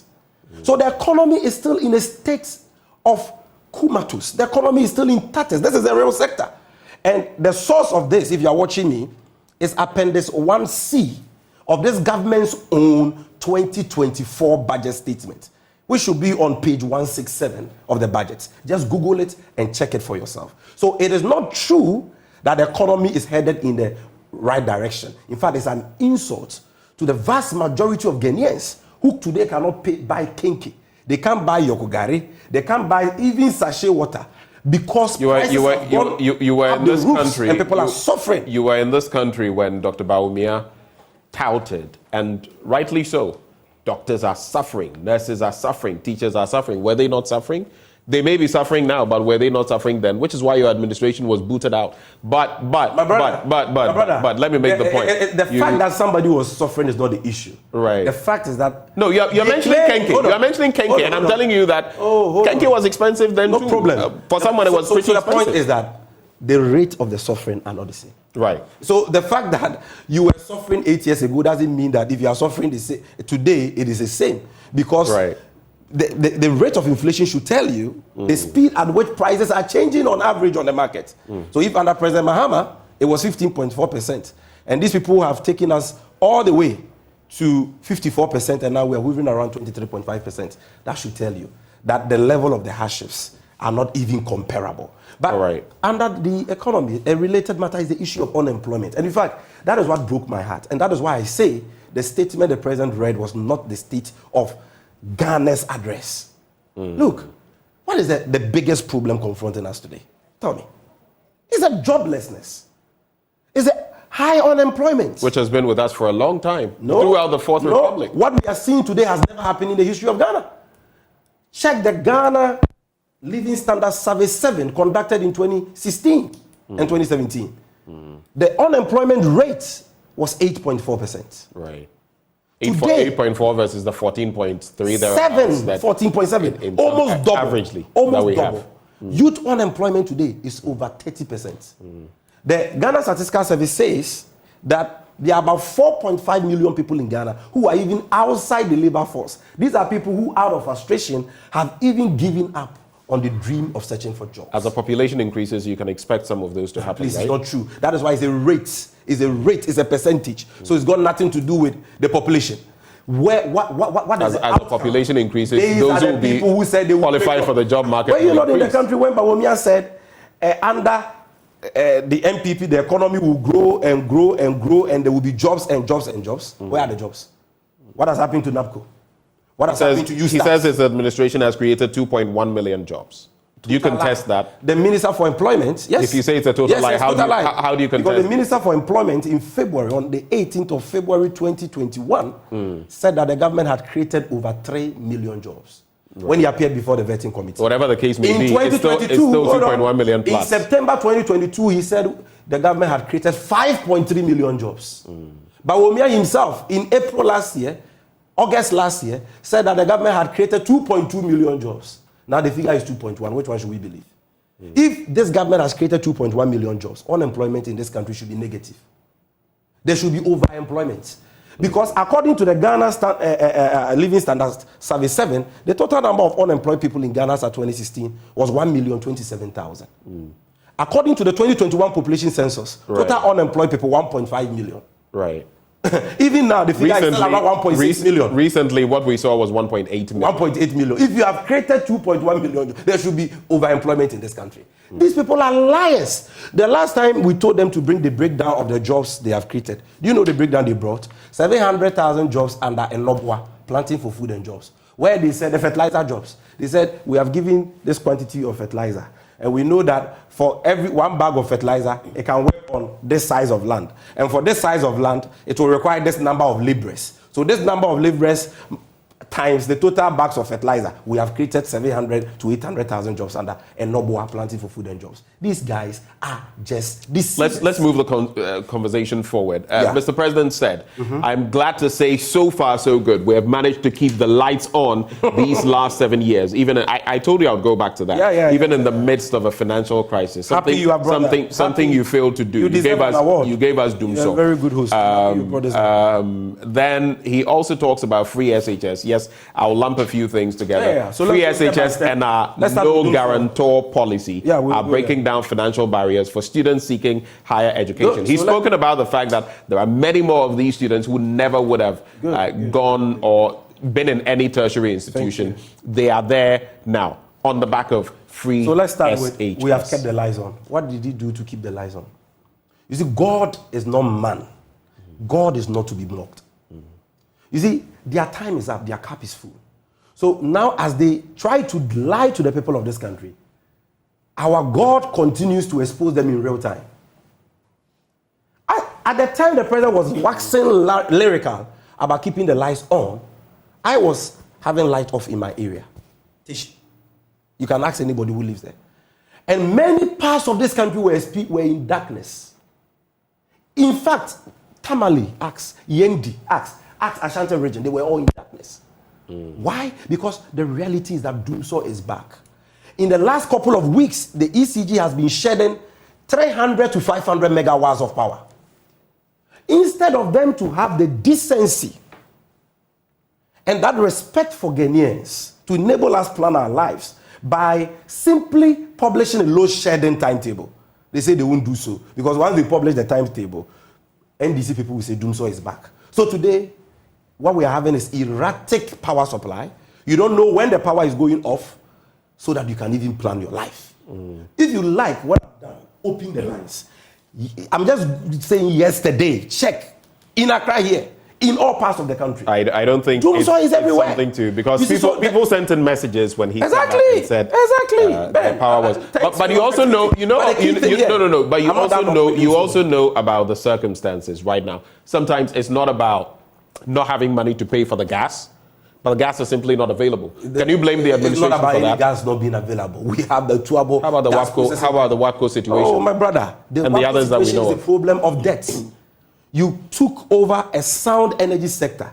John Mahama had brought in the power plants, Car Power, AXA, Ameri, and all that. We had generation capacity more than what we needed. And plans were far advanced with the help of the AFDB to export more power to our neighboring countries. Do you know that today we have stopped exporting power as a country? Number two, President Mahama had bequeathed to you a tax handle, EXLA, which was meant to clear the legacy debt in the power sector. And when Bawumia took office, he went to Washington in March 2017 and indicated that they were going to collateralize the EXLA for a bond, which was going to be enough to clear the legacy debt. Anybody watching it, you can Google it, 2.4 billion cedis. They collateralize it for a bond. This is after they promised to scrap it too. They increased it, collateralized it, extended the period from 5 years to 15 years. They took the money and squandered the money on something else. So the debt has been accumulating, and this is crippling debt, suffocating the SOEs. So today, Doomso is back because of the mismanagement of the power sector. What would you call Doomso? Per their definition, sustained power outages for a protracted length of time and all of that. 3 years, 3 years of that qualifies. Would you say Doomso fits the script? Then number two, you mentioned free SHS. Something strange happened yesterday. For the first time, President Akufo-Addo read a speech. We don't have time for me to go through the speech. President Akufo-Addo said we should all be interested in improving the free SHS. Really? Oh, so the free SHS needs improvements. We didn't know, Mr. President. We thought you said everything was rosy and fine. But some members of the MPP have admitted that it needed improvement. But President Akufo-Addo said we're all political Jeremiahs and naysayers. We empowered the party. He insulted all of us. Anytime we said, let's improve free SHS. And then he said, they've been investing in basic education. Under you are not ashamed of yourself. For over 5 years after the introduction of a new curriculum, you can't buy textbooks for our basic school children. And you are saying you are investing in education? Today, look at the secondary schools. Even Wege, almighty Wege, the PTA and the school prefects, children are sleeping on bare floors because there are no beds. There are no furniture. And that never when happened. That never happened. That never happened under the NDC. Tell me, did we have traffic lights under NDC? You didn't have problems with when in SHS. the issue of Wege under Jomama or Atamels did you see children lying on bare floors? It never happened. There is no basis for equalization. When these critical issues are raised, issues at that level, the unwholesome food being served our students, the traffic light system, which is did you say unwholesome food? Yes. Did you just say unwholesome Haven't food? you read the reports? Haven't you read the complaints from headmasters and PTAs? Does that make the food unwholesome? If Of they were course. unwholesome, would Haven't they be you seen given some them of the to pictures? students? Then I will send you some of the pictures. I have seen You these. should see the kind of soup. But unwholesome is a strong word. Unwholesome basically means it's not fit. It's not fit for consumption. Another adjective. Will you serve that drink to your daughter in the house? That's drink they call soup. Will you serve it to your daughter in the house? Then he says, oh, but he made one statement, which that one. Finally on that point. Then I'll come to the final one. He said that he has been listening to the advice of Bawumia. He said it is only an unwise president who will pretend to know it all. He did not say he had been listening to the advice of... interpretation. Fine, but the man say what he said. It is only an unwise president who will not listen to the advice of his officials. Are you contending that Akufo-Addo is unwise?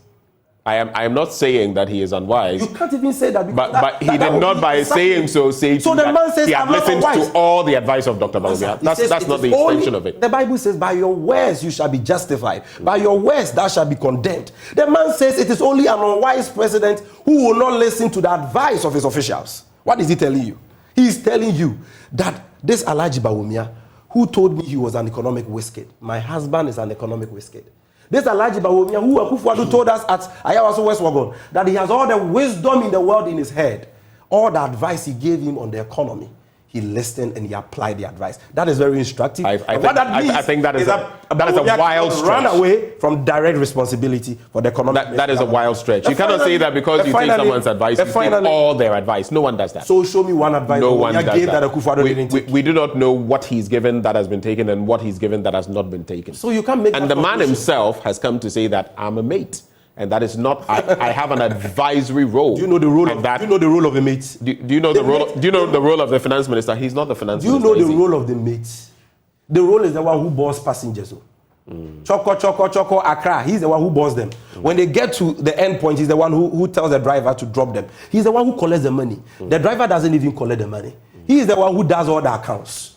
He is the one who sees certain things behind the driver that the driver doesn't even see. So if you are a reckless mate, and you support a clueless and reckless driver, okay, to plunge us into a hole, you cannot turn around and say I was just a mate, because even as a mate, you have failed. That's the point. The president said, unless you don't want to respond to these, the president said, he talks about the 10 trillion Ghana cedis that has been saved. Ben, I'm expecting you. Relax. You have something you do. Your program, that editorial you do is called Blunt Thoughts. Yes. I'm expecting you to do one on this. He makes mention of 10 trillion saved by the Attorney General in judgment debts.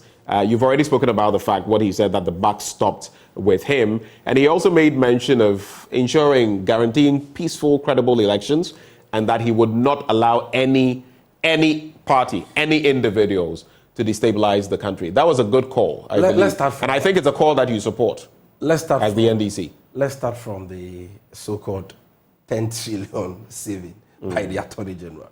How did they come to that conclusion? What is the... Ejapamesa mentioned that $500 million judgment debt. My good brother, talk that was spared us by the court's ruling. This should be. If you do the multiplication, that should give you a fair figure. From MPP serial callers. I don't expect people at the level of... Ejapamesa is not here to... He's a lawyer, but how can he be... To defend himself. What I'm trying to tell you that statement is below the belt. It's below his level. Because he's a lawyer.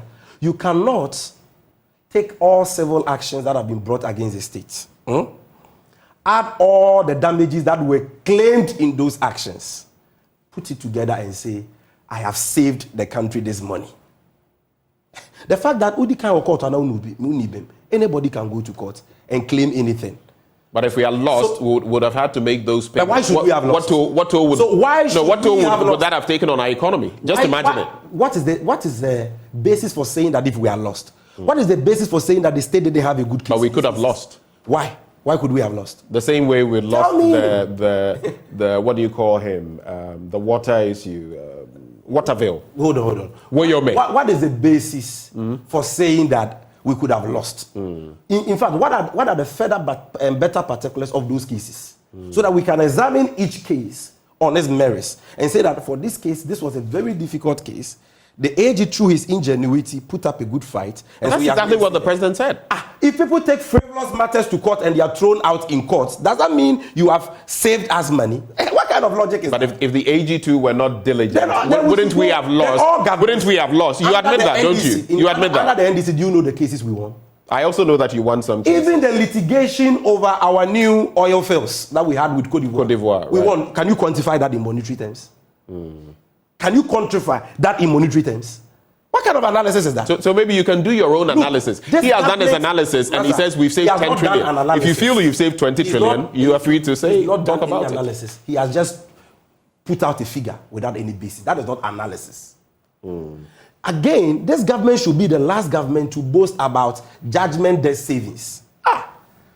Was it not this government who, through their reckless and unlawful termination of the GPGC power purchase agreement, has plunged this country into a judgment debt of $138 million, $20 million of which we have already paid? Some will give you up to about $150 million. Exactly. And according to the latest decision that came, the Attorney General was so sloppy that at the time, they did not even file a response for the people of this country to challenge that decision within time, even after they were given an extension. Okay, they failed to file their response. So the judgment debt situation, I know your position. Peaceful, credible elections. He says he will guarantee that. You should be excited about that. You don't guarantee peaceful election with mere words. You guarantee it with actions. Has he acted in any way that suggests he will not guarantee that? What didn't he say? You see, President Akufo-Addo, there is one thing he's good at. Let's give it to him. Flowery speeches, empty rhetorics, promises he doesn't intend to keep. So we are not fooled, and we will never be fooled by those so-called promises. Well, for whatever it's worth, it is good for the speeches. But the bottom line is that we want the EC to demonstrate in action that they are committed to a free and fair election. We are going into the election with our own referee in our pocket like Azuma Nelson. Vigilance. Where your own referee is what? Vigilance. Vigilance. That's your referee. Making sure that all the processes conform with our laws and that there is transparency, there is fairness. We don't care about what President Akufo-Addo has to say, because this is a man who supervised the murder, the state-sponsored murder of 8 innocent Ghanaians in one election. You cannot say that. Until date. You cannot say that. Who is the commander-in-chief of the Ghana Armed Forces? State-sponsored. The fact that he is commander-in-chief of the armed forces, does that mean he's sanctioned the actions? Those who murdered those young men. Is that you're a lawyer? Is that vicarious liability or responsibility? Those who murdered those young men in Techiman were military uniform wearing people. So? They were there sponsored by the state. The guns they fired at those innocent people. So Akufo-Addo determined that they do that. I said, isn't there a chain of command? State-sponsored, not a state-sponsored. But like he said, the buck stops with him. And so when any state agency engages in human rights violations, engages in the murder of its citizenry, the buck stops with him. He takes the ultimate responsibility because he's the chairman of the Security Council and the commander-in-chief of the Ghana Armed Forces. Well, at least we've heard pain, which should be your pain, is that till date, he has neither commented on this unfortunate incident, he has not condemned it, he has not even visited the bereaved families, he has done nothing whatsoever to compensate them. And you want us to believe such a man? Final words. And there's also this bit, if you have a few thoughts on them you can share. Ken Ofori-Atta as Special Envoy on International Finance and Private Sector Investments. You don't have more than a minute, so restrict that is actually a promotion. And Ghanaians know that it shows that this government is not interested in cutting down the size of government, is obese size and making savings. Neither are they interested in sacking corrupt people. And I will want to end on this note, just give me 1 minute.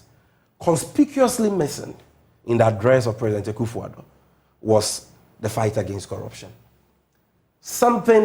A campaign he rode, on into office. Check his 2017 SONA, 2018 SONA. He spoke a lot about corruption. Why is the president dodging the subject of corruption? Why is he fleeing from this conversation on corruption? Why couldn't he say anything about the fight against corruption under his tenure in the last 8 years? The answer is simple. It is because his government has been defeated by corruption. His government has given up and lost the fight against corruption. Corruption has become a free-for-all, attractive and thriving venture under him. Right. Because he and his corrupt protege, Alhaji Bawumia, have engaged in and promoted corruption at a level never seen. And today, billions of Ghana cedis, which could have been invested in productive investments to improve our lives, to give us potable water, to provide dialysis machines at the Kolebu and Cat renal units, to save our children, to create jobs. All these billions of cedis are going into the pockets of a few selfish and individuals in this government. You have to pause it there.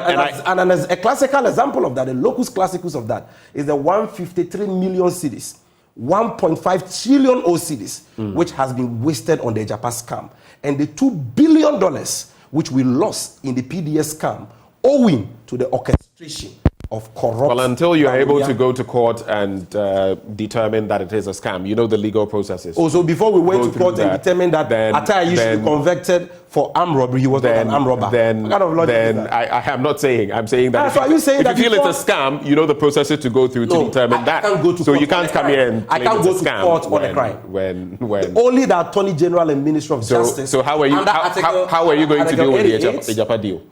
How are you going to deal with it? Well, let us take office. President Mahama has said that every person will be retrieved. There will be transparent, publicly televised investigations. Okay. And all the perpetrators will be prosecuted. All right. So give us power. And you will see how thank you, the likes of Bawumia and all these corrupt people in this government who are fleecing the state office will be dealt with in accordance with law, no matter whose ox is God. And one thing, though, that when we have the politicians come through, Sami Jemfi is speaking, and I agree with some of the points he's making, but sometimes the impression also is that I know. The impression also is that you have said more. The impression also is that for some reason the picture is created that maybe during your term all these things you are talking about we're not a perfect make no mistake. We're not a perfect it wasn't the case. And we don't. But thank you, Sami Jemfi. We are nowhere close to these nation records. What they have done to this country, not even the military juntas we have the Kotokes and the Fifes and the Kufos and the Champions didn't even dream of doing half of the damage. This message comes through, and it's interesting. I'm reading just this one because it says, Ben, everything Akufo-Addo said, the opposite is true. And interestingly, the name of the person sending the message is Nanado. And that's the interesting bit there. It's live on Facebook. You can check it out. Well, this is the first end to that conversation.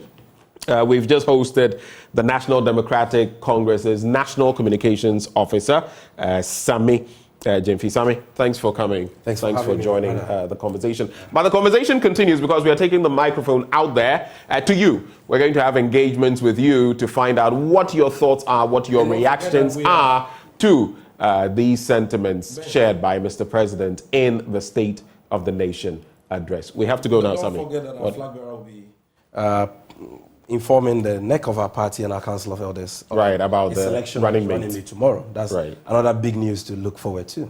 Right. Well, it's still being contemplated. So I guess when you do have one, we can take tomorrow. Can you give us any sneak peek about what to expect? I'm not a flag bearer. Is it going to be male or female? I can't tell. Are you sure? Only the flag. Professor Jainan or Kokwajiman or someone else? That lies in the bosom of the president. But from where you sit, you would have seen something. At least you can tell us, male or female. All I can tell you is that you'll be very excited about the choice of running mate. Is it a new face? Is it a new face or an old face? Let's wait till tomorrow. Is it a new face? I mean, I grow about this is not. I've not asked you for a name. I said, is it a new face? We are just 24 hours away. Is it a new face? We are just 24 hours away. Is this someone we know? Is this someone who has served the party? Of course, it will be someone who has served the party. Over how long? 10 years? The most important. Sami Jemfi is National Communications Officer of the NDC. Stay with us. We'll be right back.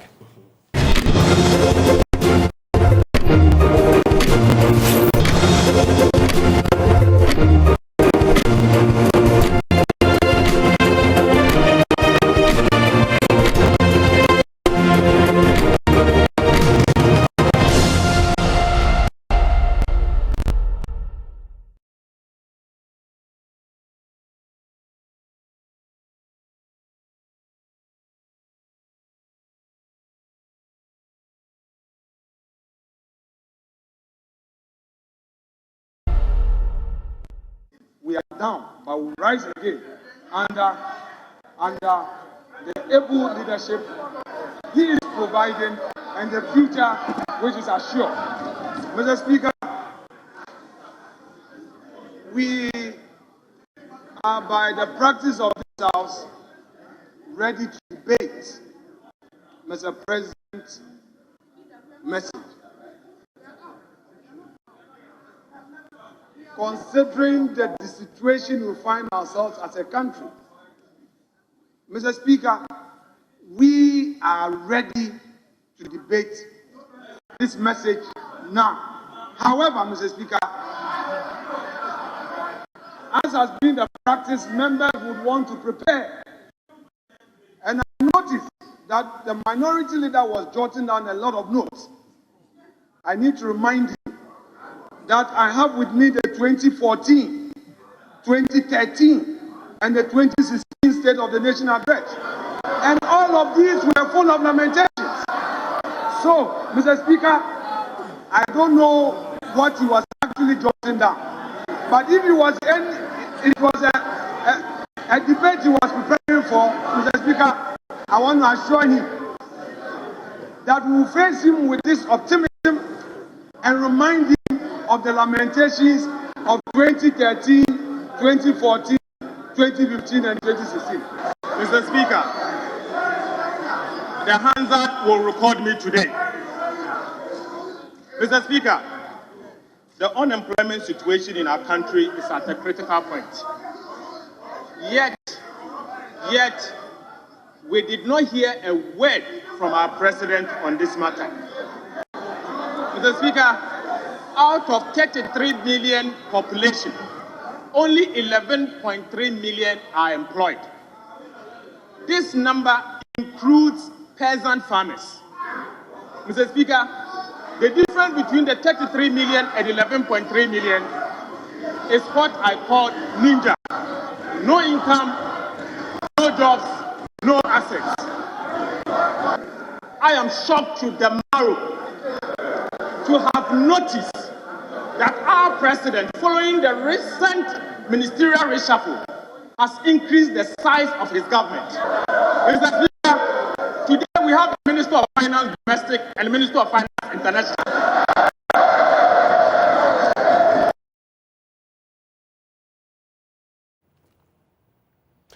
So we continue with our conversation on the SONA, but now we're going to cut incisively to the economics-related matters. Joining us for a conversation, we have Dr. Sharif Mahmoud Khalid, Associate Professor in Accounting and Finance. He joins the conversation.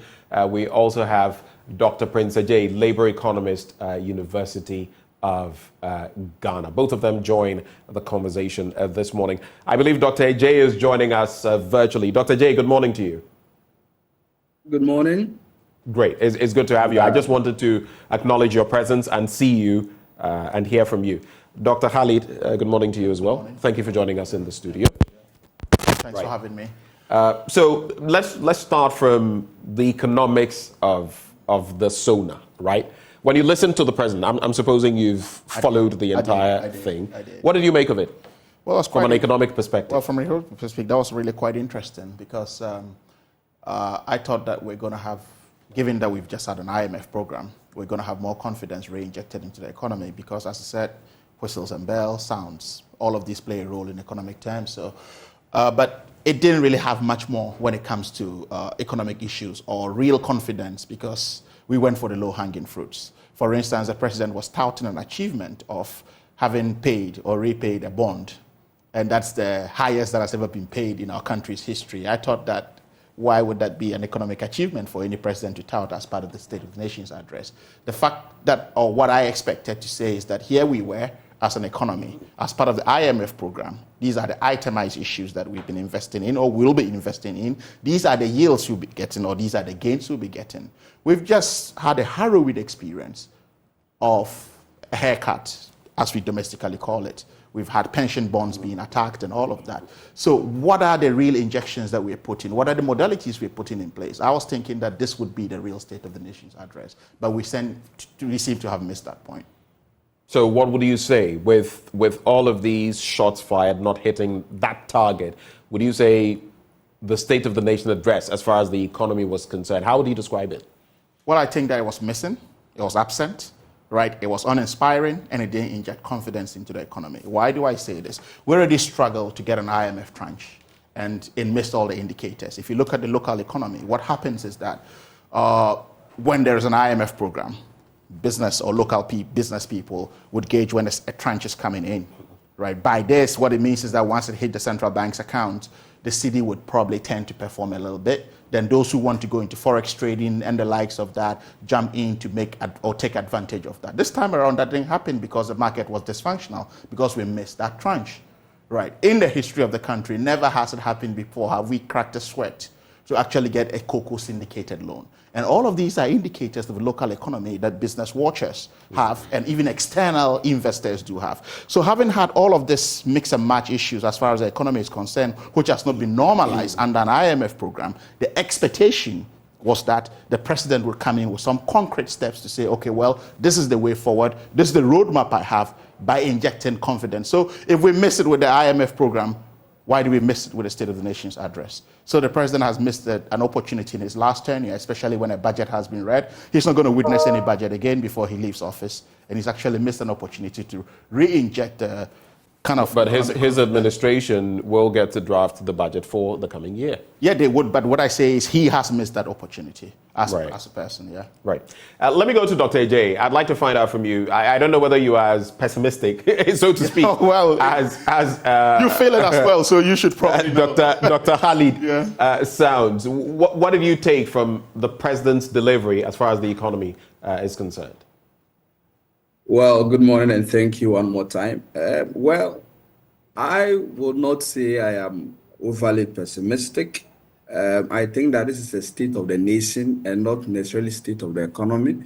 So there were several issues that were tackled. But I think that as a labor economist, I would have wished to have heard a president speak on matters relating to unemployment, job creation, you know, given the fact that it has become a topical issue in recent times. Nonetheless, the president made some gains they have made with respect to the IMF program, payment of dividends to bondholders. He mentioned a few tax incentives that, you know, have been introduced in the creative arts sector. He also made some interesting remarks on some investment that have been made in the energy sector, you know, digitalization. These are allied issues that eventually has to do with the economy. So I wouldn't say it is overly pessimistic, but it is just that Ghanaians expected more from him, and we were hoping that he would speak to the bread and butter issues that the ordinary Ghanaian faces. So these are my initial comments for now. Now, when you look at what Mr. President said about the economy, from power generation, keeping the lights on, to the myriad other issues he touched on, I just want to read for you some of the statements he made, take them apart. Did you find optimism? Did you find any real presence, purpose in them? And I'll get to those shortly. So I'll just take a look at some of them. I want to read verbatim rather than, you know, conjecture. Real GDP growth for the first 3 quarters of 2023 averaged 2.8%, and that was higher than the target of 1.5% for 2023. That would be an increment of 1.3%. He also talks about inflation, you know, peaking at 54.1%, plummeting to about 23.5%. He talks about the cedi being largely stable since February 2023, with a cumulative depreciation of 9% between February and December 2023. He talks about gross international reserves being about $5.9 billion, accounting for about 2.7 months of import cover and all of that. But did that impress you when he got into the nitty-gritty of the economy and what we can expect in the coming months for the rest of the year? Well, let me talk about real GDP growth averaging at 2.8%. Our focus must shift from merely being enticed with statistics to what the statistics actually does. So if the economy is growing, we are interested in what we call growth that is job enhancing. What we have experienced in recent times, I would say, is jobless growth. So the figures are increasing, but we still have high numbers of people who don't have decent jobs to do. And so, yes, on paper, the figures may look good, but I feel that our excitement should go beyond, mere statistics. Yes, it is true. If you look at the inflation figures, it is obvious that inflation figures have come down. But I still think that there is still more room for improvement. Inflation at 23.5% is something that is still on the high side. There is a nexus between inflation and unemployment. So any attempt by government to, keep inflation at the barest minimum has impact or effect on its ability to also create jobs. And that is why I think that the government needs to be more proactive. The figures are there to see, but the question we need to ask ourselves is, what are the ordinary people saying? We shouldn't lose sight of the fact that the debt restructuring and its attendant effect, as well as some extension of conditionality from the IMF, has been some negative gains to Ghanaians. So let's look beyond the statistics. What are Ghanaians saying on grounds? What were we promised and what are we experiencing? These are matters that I feel we need to take a critical look at. For you, what is your take on that? He gave the metrics and suggested that we had made some good progress, at least in these regards. We all want the progress of the nation, but the interesting question I'll ask is that often than not, IMF programs max real economic indicators. Why do I say this? Before an IMF program, where were we? Because the cedi was trailing behind the Sri Lankan rupee as probably the worst currency. Right. Up until we got an IMF program. So the question to ask is, domestically, what have we done significantly to improve our own gains? Is the IMF program? So it's quite now difficult to... What do you think? Well, it's obviously from an economic point of view and a research perspective, the IMF program is actually yielding some gains, right? Because there's a level of discipline. They've kept watchmen, in quotes, at the central bank and the ministries to actually look at what is done and prudent spending to be done. But to say that, inflation and interest rate, there's a correlation between inflation and interest rate. What's borrowing rate at the banks? When our businessmen go to get loans for their business. Interest rates. What's happening? North of 32, 33%. 33%. Right. And that is draconian. So if that has no significant impact, then it even tends to question the credibility of the data that is being put out there. I'm not saying there's anything wrong with it, but this is an inference to actually question the credibility of the kind of data we are reading from other presidents. Are you casting doubt on what Mr. I am President not casting, read? but what I'm saying is that there's a correlation between inflation and interest rates. And as of now, you, myself, know what interest rates are and what borrowing rates are. And if that is not having any impact or significant impact on that to any change to actually water down and give some respite to business people, then there is room to question that data or raise questions in concerned minds that maybe there's something wrong with that data. But I haven't said that. I haven't been conclusive.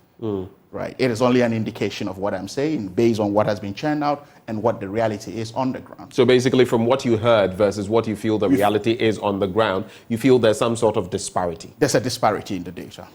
Some sort of, yeah. But how is that even possible in accounting? Because, look, in finance terms, in accounting terms, in economic terms, there are benchmarks to follow. You can't, for example, be in an IMF program and be like, you can't cook the books. That happens all the time. No, but it's not legitimate practice, and you can't. Accounting, there are consequences for that. Of course. So if what I'm just drawing attention but I am only if what you are suggesting is that the books are being cooked. It is something to look at. I've not suggested that that's what it is. But the question is, why is it not reflecting in interest rates? Are you not concerned it's not? I think that's where your question should be going rather than the accounting principle of it. Even the big four accounting firms are paying fines every day. by not meeting the regulations. And they are the big four accounting firms. Do you not see that every day? So that rule is not cast in stone, and people still circumvent all of these regulations. Speaking of this growth, the GDP growth, the projections, it puts us outside of the top 11 countries in Africa, sub-Saharan Africa. But yeah, Africa generally, because even Libya is in there. And it's shocking to know that Niger, is expected to grow over 11%, Cote d'Ivoire, Benin, Djibouti, and all of that, Tanzania. And our projection is 4%, but even that projection of 4% is not stable. Do you feel the IMF program, and per what Akufo-Addo has been telling us on inflation dipping, on real GDP growth targets and all of that, do you feel it is commensurable with what we are seeing on the GDP growth front? Well, it depends. It will not ordinarily be, because we all have our own programs as a country, and then there's an IMF program. Definitely, as you know, the disciplinary nature of an IMF program would impede of some of our programs. But comparatively to some of these countries, there are happenings around. You take Niger, for instance. The lithium market has actually put Niger on the economic map very well. So if you want to make that comparison, that will not be really fit for purpose. So yes, growth is different within the region or the sub-region, and there are different economic local contexts and international contexts that's actually projecting some of these countries above us. What is happening? What gains have we made in the last couple? You talk about energy, even an investment in the energy sector. That's quite interesting to look at. What investments have been made so far in the energy sector? Moving an Amari plant from its normal state. But we signed new contracts that haven't taken off. Yeah, they haven't taken off. No megawatts of power have been added. Yes. But deals have been signed. Just as some of the deals that were signed in the Mahama era fed off. No. Just let me land. It's not every deal that you sign that takes off within your period. I have had people engage me and make mention of the fact that, and indeed, some of these deals have been contracted. Even, you know that there are other power agreements that we have that haven't taken off. So we have 0 megawatts added, but something has been done in that regard, which is a projection into the future. There's a vast difference between a deal and an investment, is there not? Or you disagree with me, right? A deal could fall through. An investment has happened, and we are expecting to see what is happening. So I wouldn't want to really go for so let's look at the difference between a deal and an investment. And it's an investment context that we are speaking to, right? We can sign 1 million deals.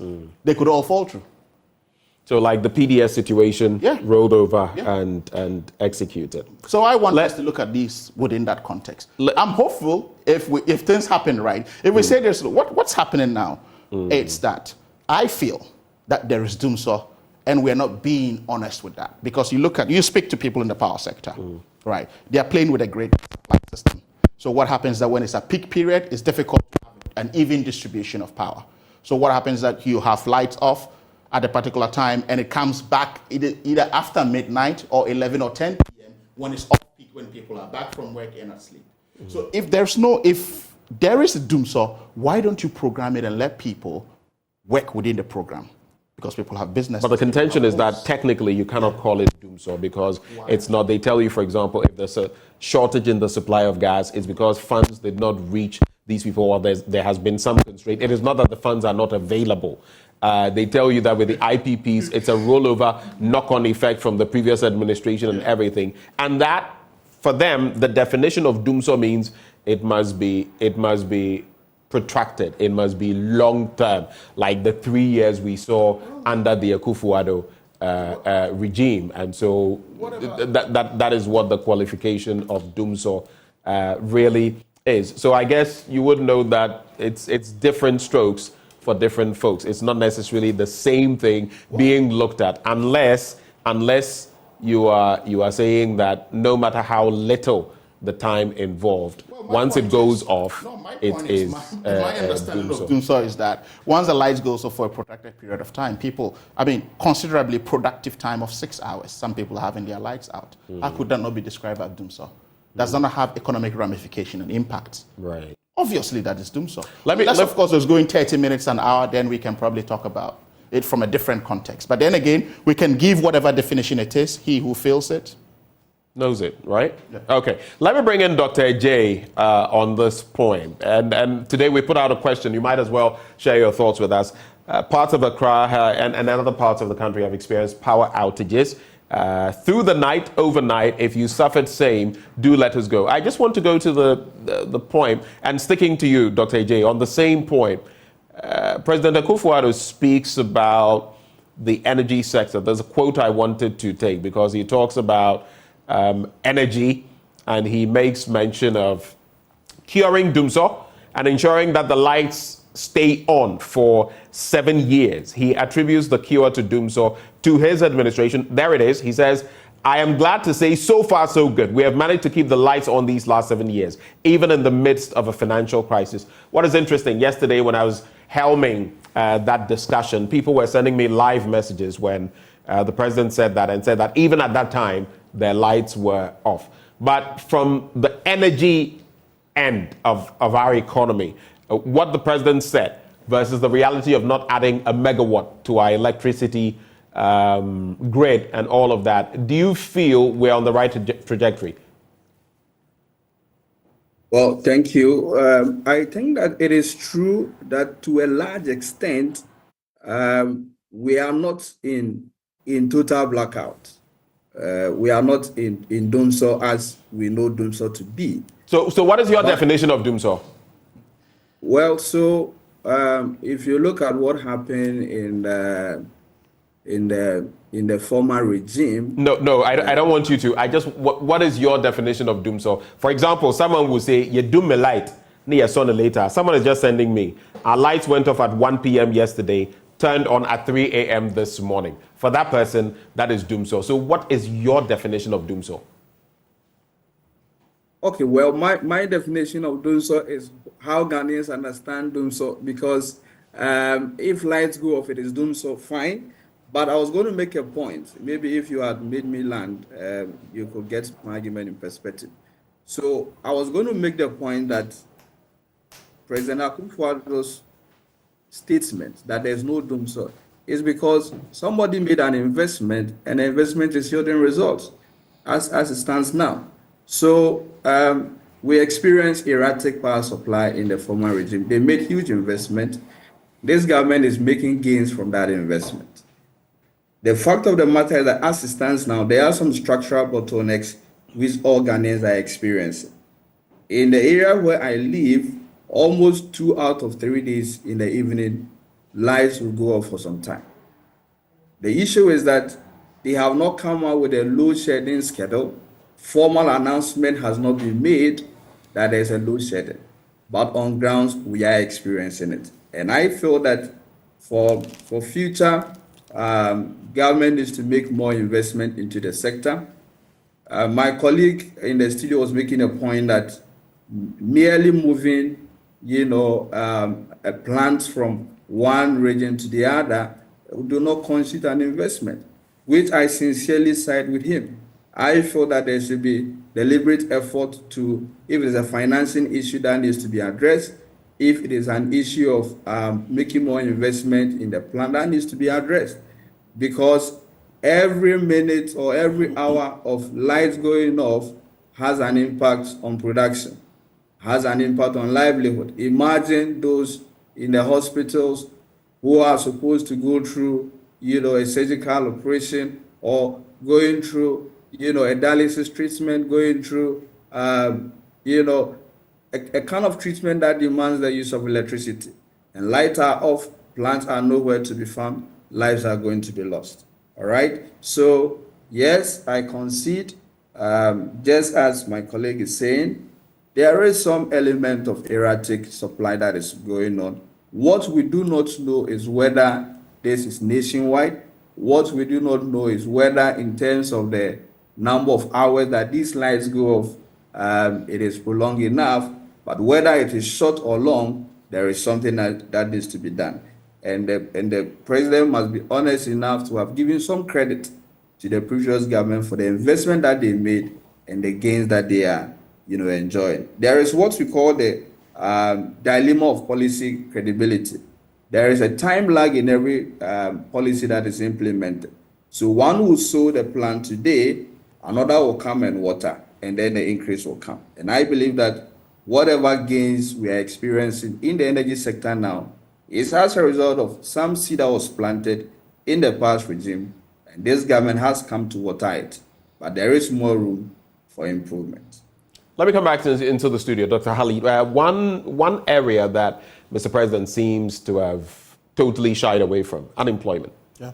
And everything in between, especially as topical as that issue has become in recent days, weeks, the recent releases, labor statistics by the Ghana Statistical Service, among others, pointing to, for example, those who have tertiary education, who in some quarter, I think between Q1 and Q3 of 2 years, back to back, 2022, 2023, who had not been in employment or had unemployment spells. Yeah. I feel, of course, we've not looked at the general figure of those, for example, who have tertiary education, who simply don't have work. Yep. The dynamics are stark, but Mr. President sidestepped that issue altogether, especially on the back of the fact that it's just recently that we heard the Vice President, who is flag bearer of the MPP, talk about the fact that they had created between 2017 and I think 2022, 2.1 million jobs. Yeah. What do you make of it, first of all, Mr. President, not touching on the side, not broaching it, so to speak, and I think in any economy, or only well-meaning economy, employment issues are a great issue, which is why even in the developed world, you look at Germany and the UK as of now, even with the kind of inflation they're having, it's not affecting jobs because there's job growth. So what's happening now is that... Well, it is affecting jobs, but maybe not to the extent because even in the United States, it has had an impact. Joe Biden has been under fire at some point. Things have normalized. Yeah, what I mean is that there are different kinds of inflation. So you could have that and still have jobs going on pretty well. So there would be some sort of... So what I was saying here within our own context is that the president is an admission of the failure of his own policies when it comes to employment, because he has touted a few policies. For example, NAPCO was one of them. So I was expecting that he would use NAPCO as one of his brainchild to say, okay, well, these are the yields of NAPCO. This is how much we've invested in NAPCO, and this is where we've been able to transit our NAPCO graduates to. But he was completely silent on that. Then again, you come to this whole issue of touting digitalization. What is digitalization without employment? You look at India, which has become a hub for IT. Not just IT, call centers are being shifted from Europe, America, and all over the world into India because of digitalization. So if we are touting low-hanging fruits of digitalization that is not commensurate of employment matters or reflective or embracing employment, what kind of a digitalization process are we engaged with? So these are the linkages of the sloganeering that we've had in the last couple of years and some of the policies that we've put in place. If 1D, 1F has been a success, it should produce employment because factories are going to be littered around the country and people are going to be employed within this. Right. If One Village, One Dam has been a success, jobs will be created within farming, irrigation schemes, and the likes of this. So if the president is unable to tie all of this within to tout an employment achievement and a success, then it's an admission of failure. I think, and this has been touted, sometimes jobs are created yet, but it's about the sustainability of them. For example, if they are with the Nation Builders Corps, for how long are they going to be retained? And for how long are they going to be retained? And how are they going to be plugged into the system from there? Or is it that we have these schemes, they come on for 2 or 3 years, they have some means of sustenance. After the program runs off or tapers off, they are gone. Planting for Food and Jobs, for example, it's been said that hundreds of thousands of jobs have been created there. But the reality is, how many of those jobs are still in existence? I'm not a labor expert, right? But from where I sit, I think my colleague will speak more to that. From where I sit, when you empower people for a short while, right, and take that empowerment off them by giving them short-term employment, they earn a living after a while, it's more dangerous than not giving them employment at all. So I don't even know the kind of situation. Well, the point is the person was earning a salary, working every day, dressed up to go to work. Now it's cut off completely, abruptly. What happens? It creates a certain level of danger. There's apprehension depending on how the person is wired humanly. But someone else too would say that I had nothing at point A, at point B, I had something at least. At point C, I still had something. But at point D, I have nothing. At least there's a break. At a point where that allowance can go into savings because you live in Accra, you've got accommodation issues, you've got rents and all of those, and transportation. So if you can't have a saving whatsoever off the stipends that you've been given, what does it become? But some of these people are not just concentrated in Accra, some are concentrated. No, but I'm just giving an example in the urban area. So I'm giving urban examples of the kind of danger it could create. Right. Right. And as I said, he's a laborer. I expect he might probably speak more to that. Dr. J, when it comes to unemployment, sidestepped by Mr. President, and oftentimes I also say that we talk about unemployment even without considering underemployment, which is also a crucial issue where skill sets are not matched with what people well-trained in certain areas actually do. But how do you feel about Mr. President, just dancing around the issue, literally not even touching it at all, and the rhetoric we've got on unemployment? Thank you for the opportunity one more time. I think that when the issue of unemployment or employment should be looked at from two angles. Number one, we need to look at the quality of employment and then the quantity of employment. In most of the cases, the argument or the focus has been on the quantity of employment. So you hear government officials saying, oh, we have created X number of jobs. This policy has generated X number of employment. But we tend to overlook the quality of the employment. Like you rightly mentioned, in the case of Ghana, one of the problems that we have is a high incidence of vulnerable employment. So even the few that are working do not have themselves placed in decent jobs. And by decent jobs, I'm talking about jobs that, have what we call social security, where there's a presence of a unionized labor, where formal contracts are signed, people are paid through the banking system and all that.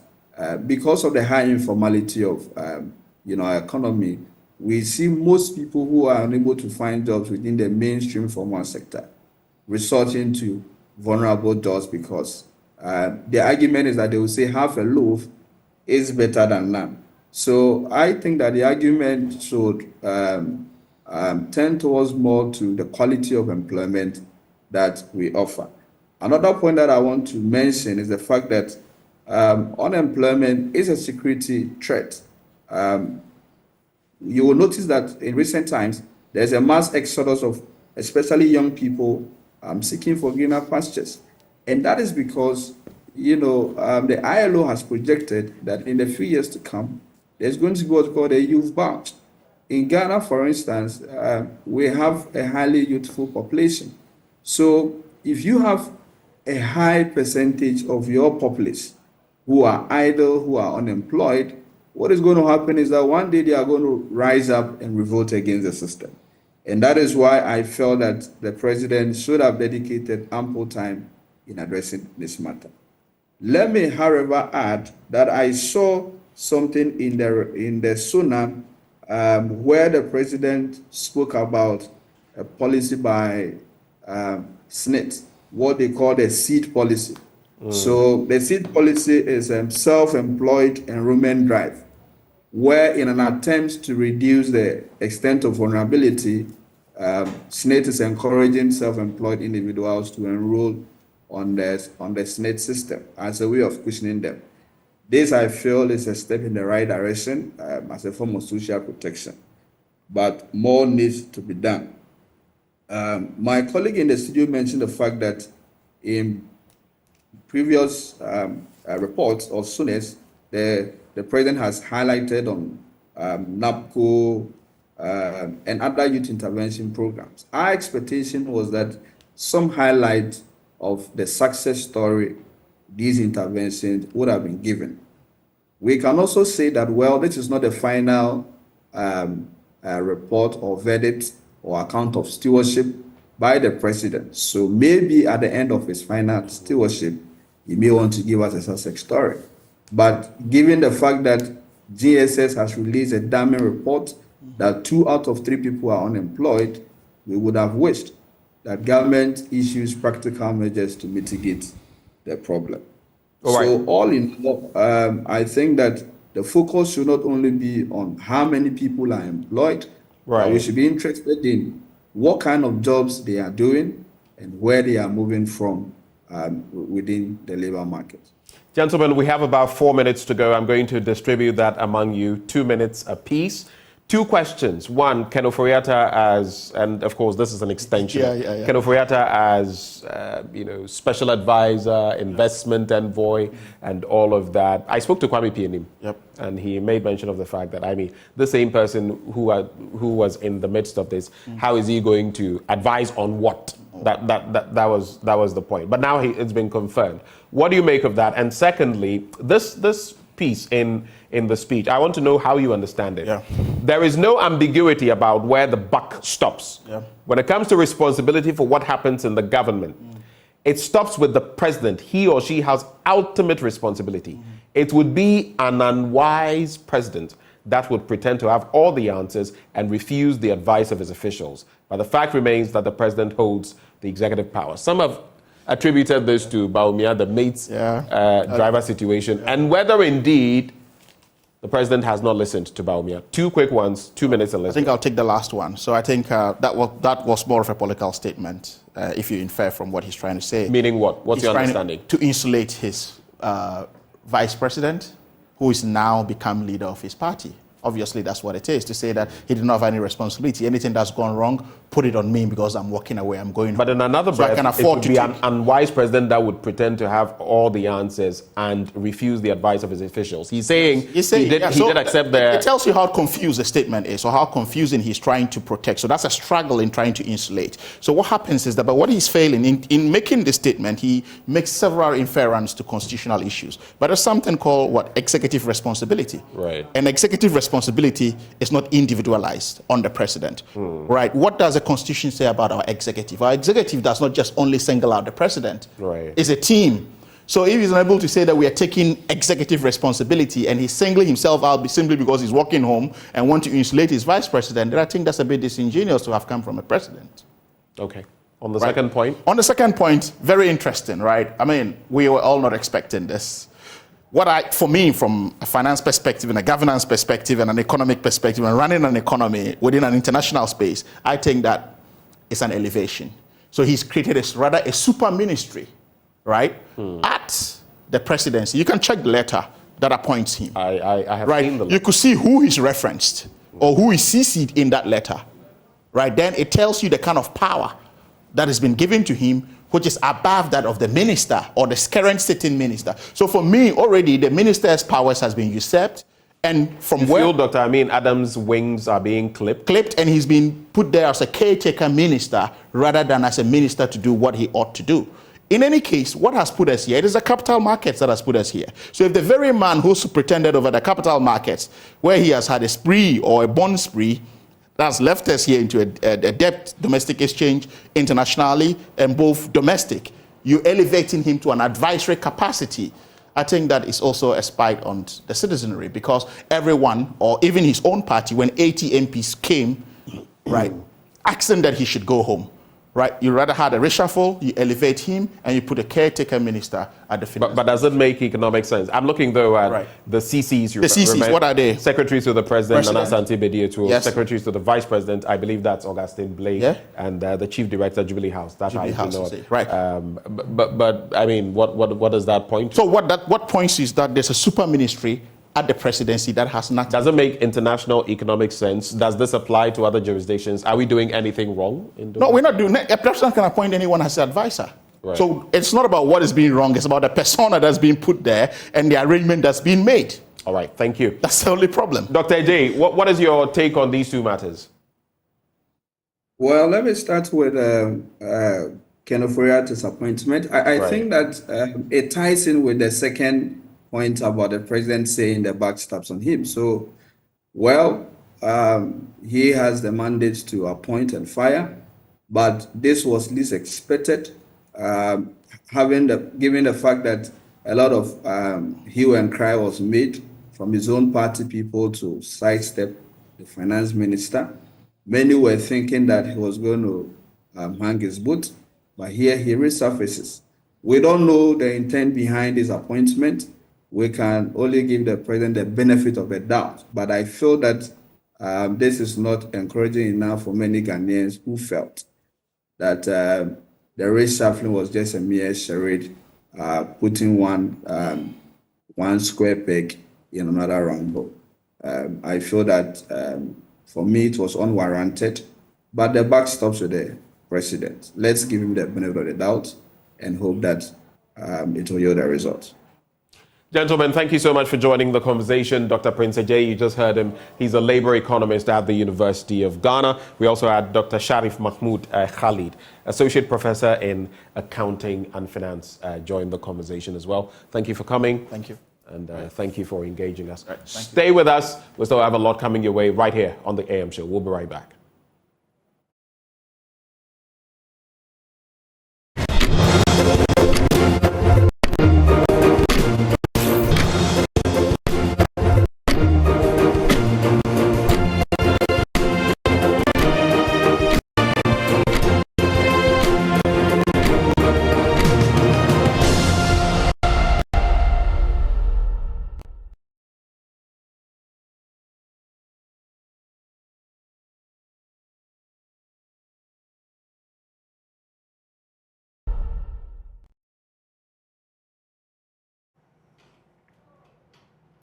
Welcome back on the AM Show. It's time now for us to take your views and opinions on everything that we've discussed so far. It's been an engaging morning, and we've hosted a number of people, including stakeholders and Sami Jemfi, communicator for the New Patriotic Party. But before we open the phone lines, so the phone lines are open, but in the course of that, to a very real issue. Yesterday, there was power outages across Accra. And so we asked you on social media this morning, were you affected by the power cuts? And it turns out that it's not just Accra. The responses we are getting from our social media is that part of Tamale, this is from Jacob Rootsman, who says part of Tamale to experience the power outages. The same happened in Kumasi throughout the night. The light was off throughout the night. Umar Farouk says, yes, of course the power was out. Not Accra alone. We, those in Kintapo in the Bunu East region, also experienced same. Frank Diami says not only Accra, but Takrade and Cape Coast. So it appears it was a national issue with the power outages. So do call in, share your thoughts with us. The phone lines are on your screens right now. And so call us and let us know. Let's have a conversation on everything that we've discussed so far, from the sonar to the power outages and everything that is in your awareness this morning. I'm Amalga Christian. It says, my ex experienced it. God is good. I don't know what vendetta that is, but that's not what we are talking about now. Now, Kumasi also experienced it. Tamale, Takrade, Sunyani. Same here in Kumasi, northern region as well. Able, Kuma, Joma every day, including myself. Right, so we have Raphael from Takrade on the line. Good morning, Raphael. Good morning, madam. How are you doing? I'm fantastic. How are you? I'm also fine. What's on your mind? Yeah.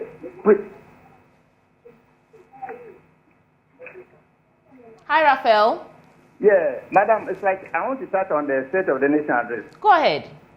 Oh, okay. Me, it's like I would like to touch on the state of my community instead of the state of the nation. You know, as far as I know, there is no blackout in Akosombo. And Akosombo Township, sometimes their electricity consumption are not metered. And some of the households enjoy the electricity for free. I understand because you see, Neoko is on one Oboshara. So why can't Takrade also enjoy the same privilege as Akosombo is enjoying? The government shortchanging the Takrade people, and also that is one. The food inflation in Takrade is skyrocketing. I mean, the cost of food in Takrade is 50% higher than that of Takrade and 100% higher than that of Kumasi and Eastern region. But my suggestion is, we have military aircraft sitting in various barracks. So why can't the government utilize the military aircraft? Because we are not going to, we is not attacked by Togo, Benin, Cote d'Ivoire, or Nigeria, of which we use the military aircraft to fight them back. They are sitting there idle. So why can't the government use the military aircraft to transport the food south from the north to the south and the fish from the south to the north, so that we may enjoy, some benefit of the military aircraft that is sitting idle. So that's my suggestion now. So if you can add your voice to it so that you may enjoy especially the electricity. We produce the gas for the powering of some of the electricity plants in the country. I remember we have a separate emergency power plant which was constructed in 2000. But that plant has been removed to Benin. It was sold to Benin government. I mean, at the same time, they constructed one in Tamatama. One is still there. But that other one has been sold to Benin government. Please, you can, send your people to come and check. The plant was constructed at the New Takwadi, a community called New Takwadi, in between New Takwadi and Goa. Some of the equipment are still there. So why can't Takwadi also enjoy the same privilege as Akufo-Addo is enjoying now? Thank you, madam. Bye-bye. Thank you so much, Raphael. That was a passionate submission, fighting for the people of Takoradi. The phone lines are open. The line is on your screens. You can call us and join in the conversation. But it appears that it's not just in Accra here, and even here in Accra, it was widespread from Damsoman to Teshi to New Ayoma. New Ayoma is in the OT region, and the northern parts of Ghana also experienced power cuts. Same as in Kwanta in the OT region. So we know OT region for sure, the Greater Accra region. Now, parts of Ashanti region to Parkwesi Electricity Company. This is someone tagging the Electricity Company of Ghana. Teshi Nugua Greater Estate light out last night. Part of Kumasi too. So it appears that it was everywhere. Now, someone Tonoyiri is saying that my fear is if I mention my neighborhood, I am likely to go off because they didn't see my neighborhood on their panel. However, I did and I didn't experience it. Thank you. Well, thank you so much, Eva. We are asking for... All right, so we have Nebly on the line. Good morning, Nebly. Nelly. What's on your mind this morning? Good morning. You look beautiful today. Thank you. Yeah. And your... Benjamin Akasa, say hi to Benjamin Akasa. You guys are doing a great job. Thank you. This light out is so much. It's giving us steady. My light just came at 3 a.m. this morning. And you are wondering why, because they'll tell you there is no light out, there's no light out, the government says, the government does. I think Ghanaians, we just have to stand up. We have to do a lot in our country. There's youth, there's no job employment, they don't talk about it. A lot of things that are going on with the youth nowadays. We don't talk about security, staff is brief, a lot of things. And I'm even scared for ourselves, the youth. Because in 10 to 20 years to come, what can we say about us? We can't. Ghana will be 67 years. Even if you're a person, 67 years, you're not supposed to go for pension, right? Have a whole lot of nearing pension. Yes, have a whole lot of things that you've done in your youthful age. But we can't boast about it or say anything about it. We are a peaceful country, yes, because we don't have anywhere to go actually. If we even have this water, we don't have anywhere to go. This is our country. So I feel the president and this NPP, NDC, whatever other stuff, Ghanaians should focus on their children to come. We should think about those things and themselves. It's not the money that will give us that will prove anything. The money is that will be given to us all the time. But we have to think about our future children and ourselves. Things are expensive. Now you go to the market, you can't even buy something for just a little thing is 10 cedi or 5 cedi. So you are holding 1,000 cedis and you go to the market, and when you bring home, it's just peanuts. It's just nothing.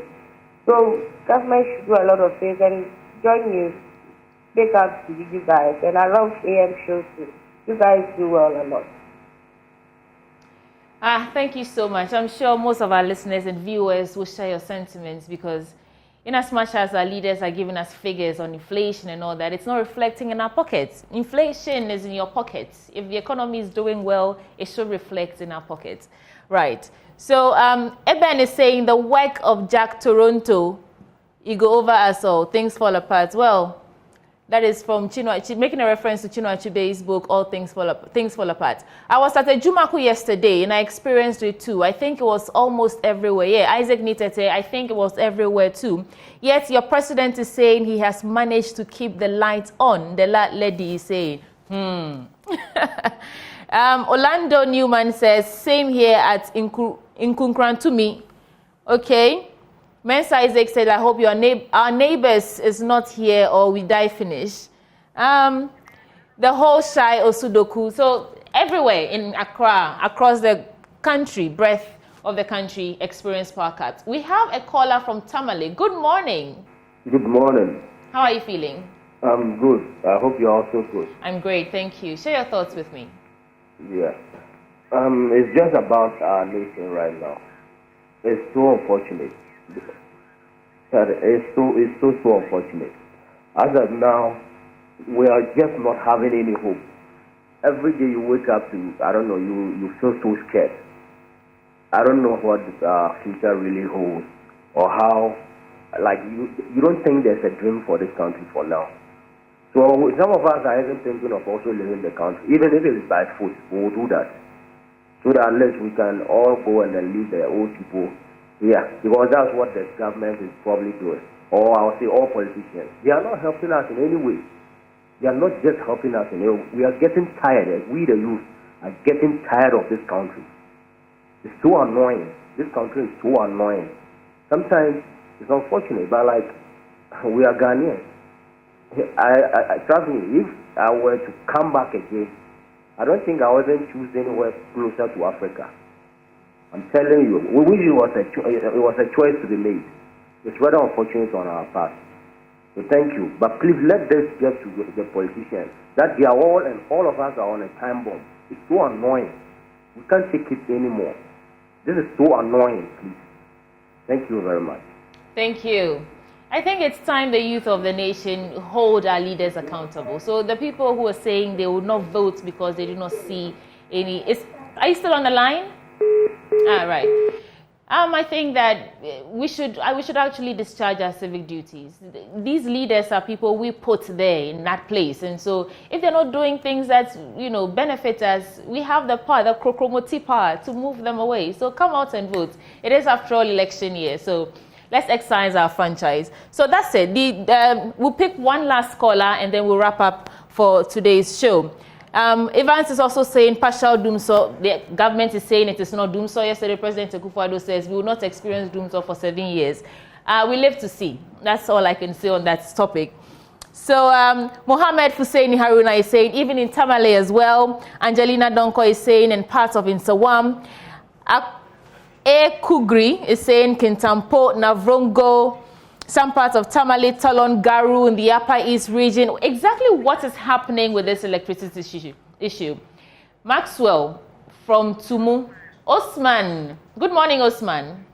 Good morning to you and all the viewers of joining. Thank you. What is on your mind this morning? Listening to the State of the Nation address yesterday, I think I haven't been this angry in all of my life. Look, the State of the Nation address is not true, and it's not the true reflection of what is happening on the ground. Look, Ghana is bigger than just merely Accra. I'm surprised people tend to look just at any Accra and make conclusions. Look, we are educated. We farm too.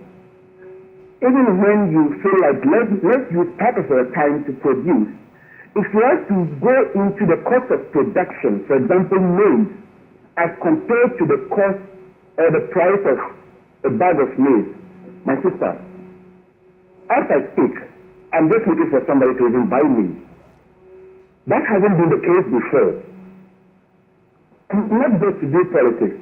I think it is not helping all of us. It's about time we have a national plan so that every government has to come and pass through it.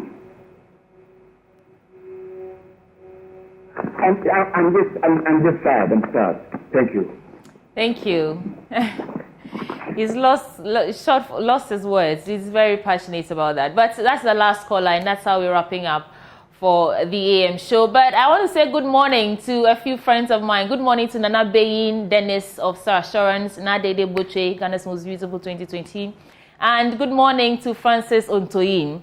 We went hiking over the weekend. It nearly broke my leg, but yeah, I'm standing strong. So good morning to you. And also good morning to... just a minute. I want to read this birthday message from Benjamin Akapo.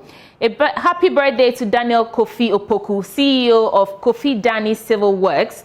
I wish you all the best in life. From Paul. And this says, happy 85th birthday to our mother, Rosemond Lovely Osei. God continue to bless and favor you. We love you. From your daughters. Happy birthday. 85 is a great age. And then happy birthday to Mrs. Constance Ening, President of Airports Chapter of Women Aglo International. From Felicity Ahiafianyo of GMET. All belated birthday requests from yesterday. So, that's how we cap up for the show. My name is Sweetie Abochi. I did this with Benjamin Akapu. We're back on your screens tomorrow from 6 a.m. to 10 a.m. This is the AM Show. And up next is News Desk with Aisha Ibrahim.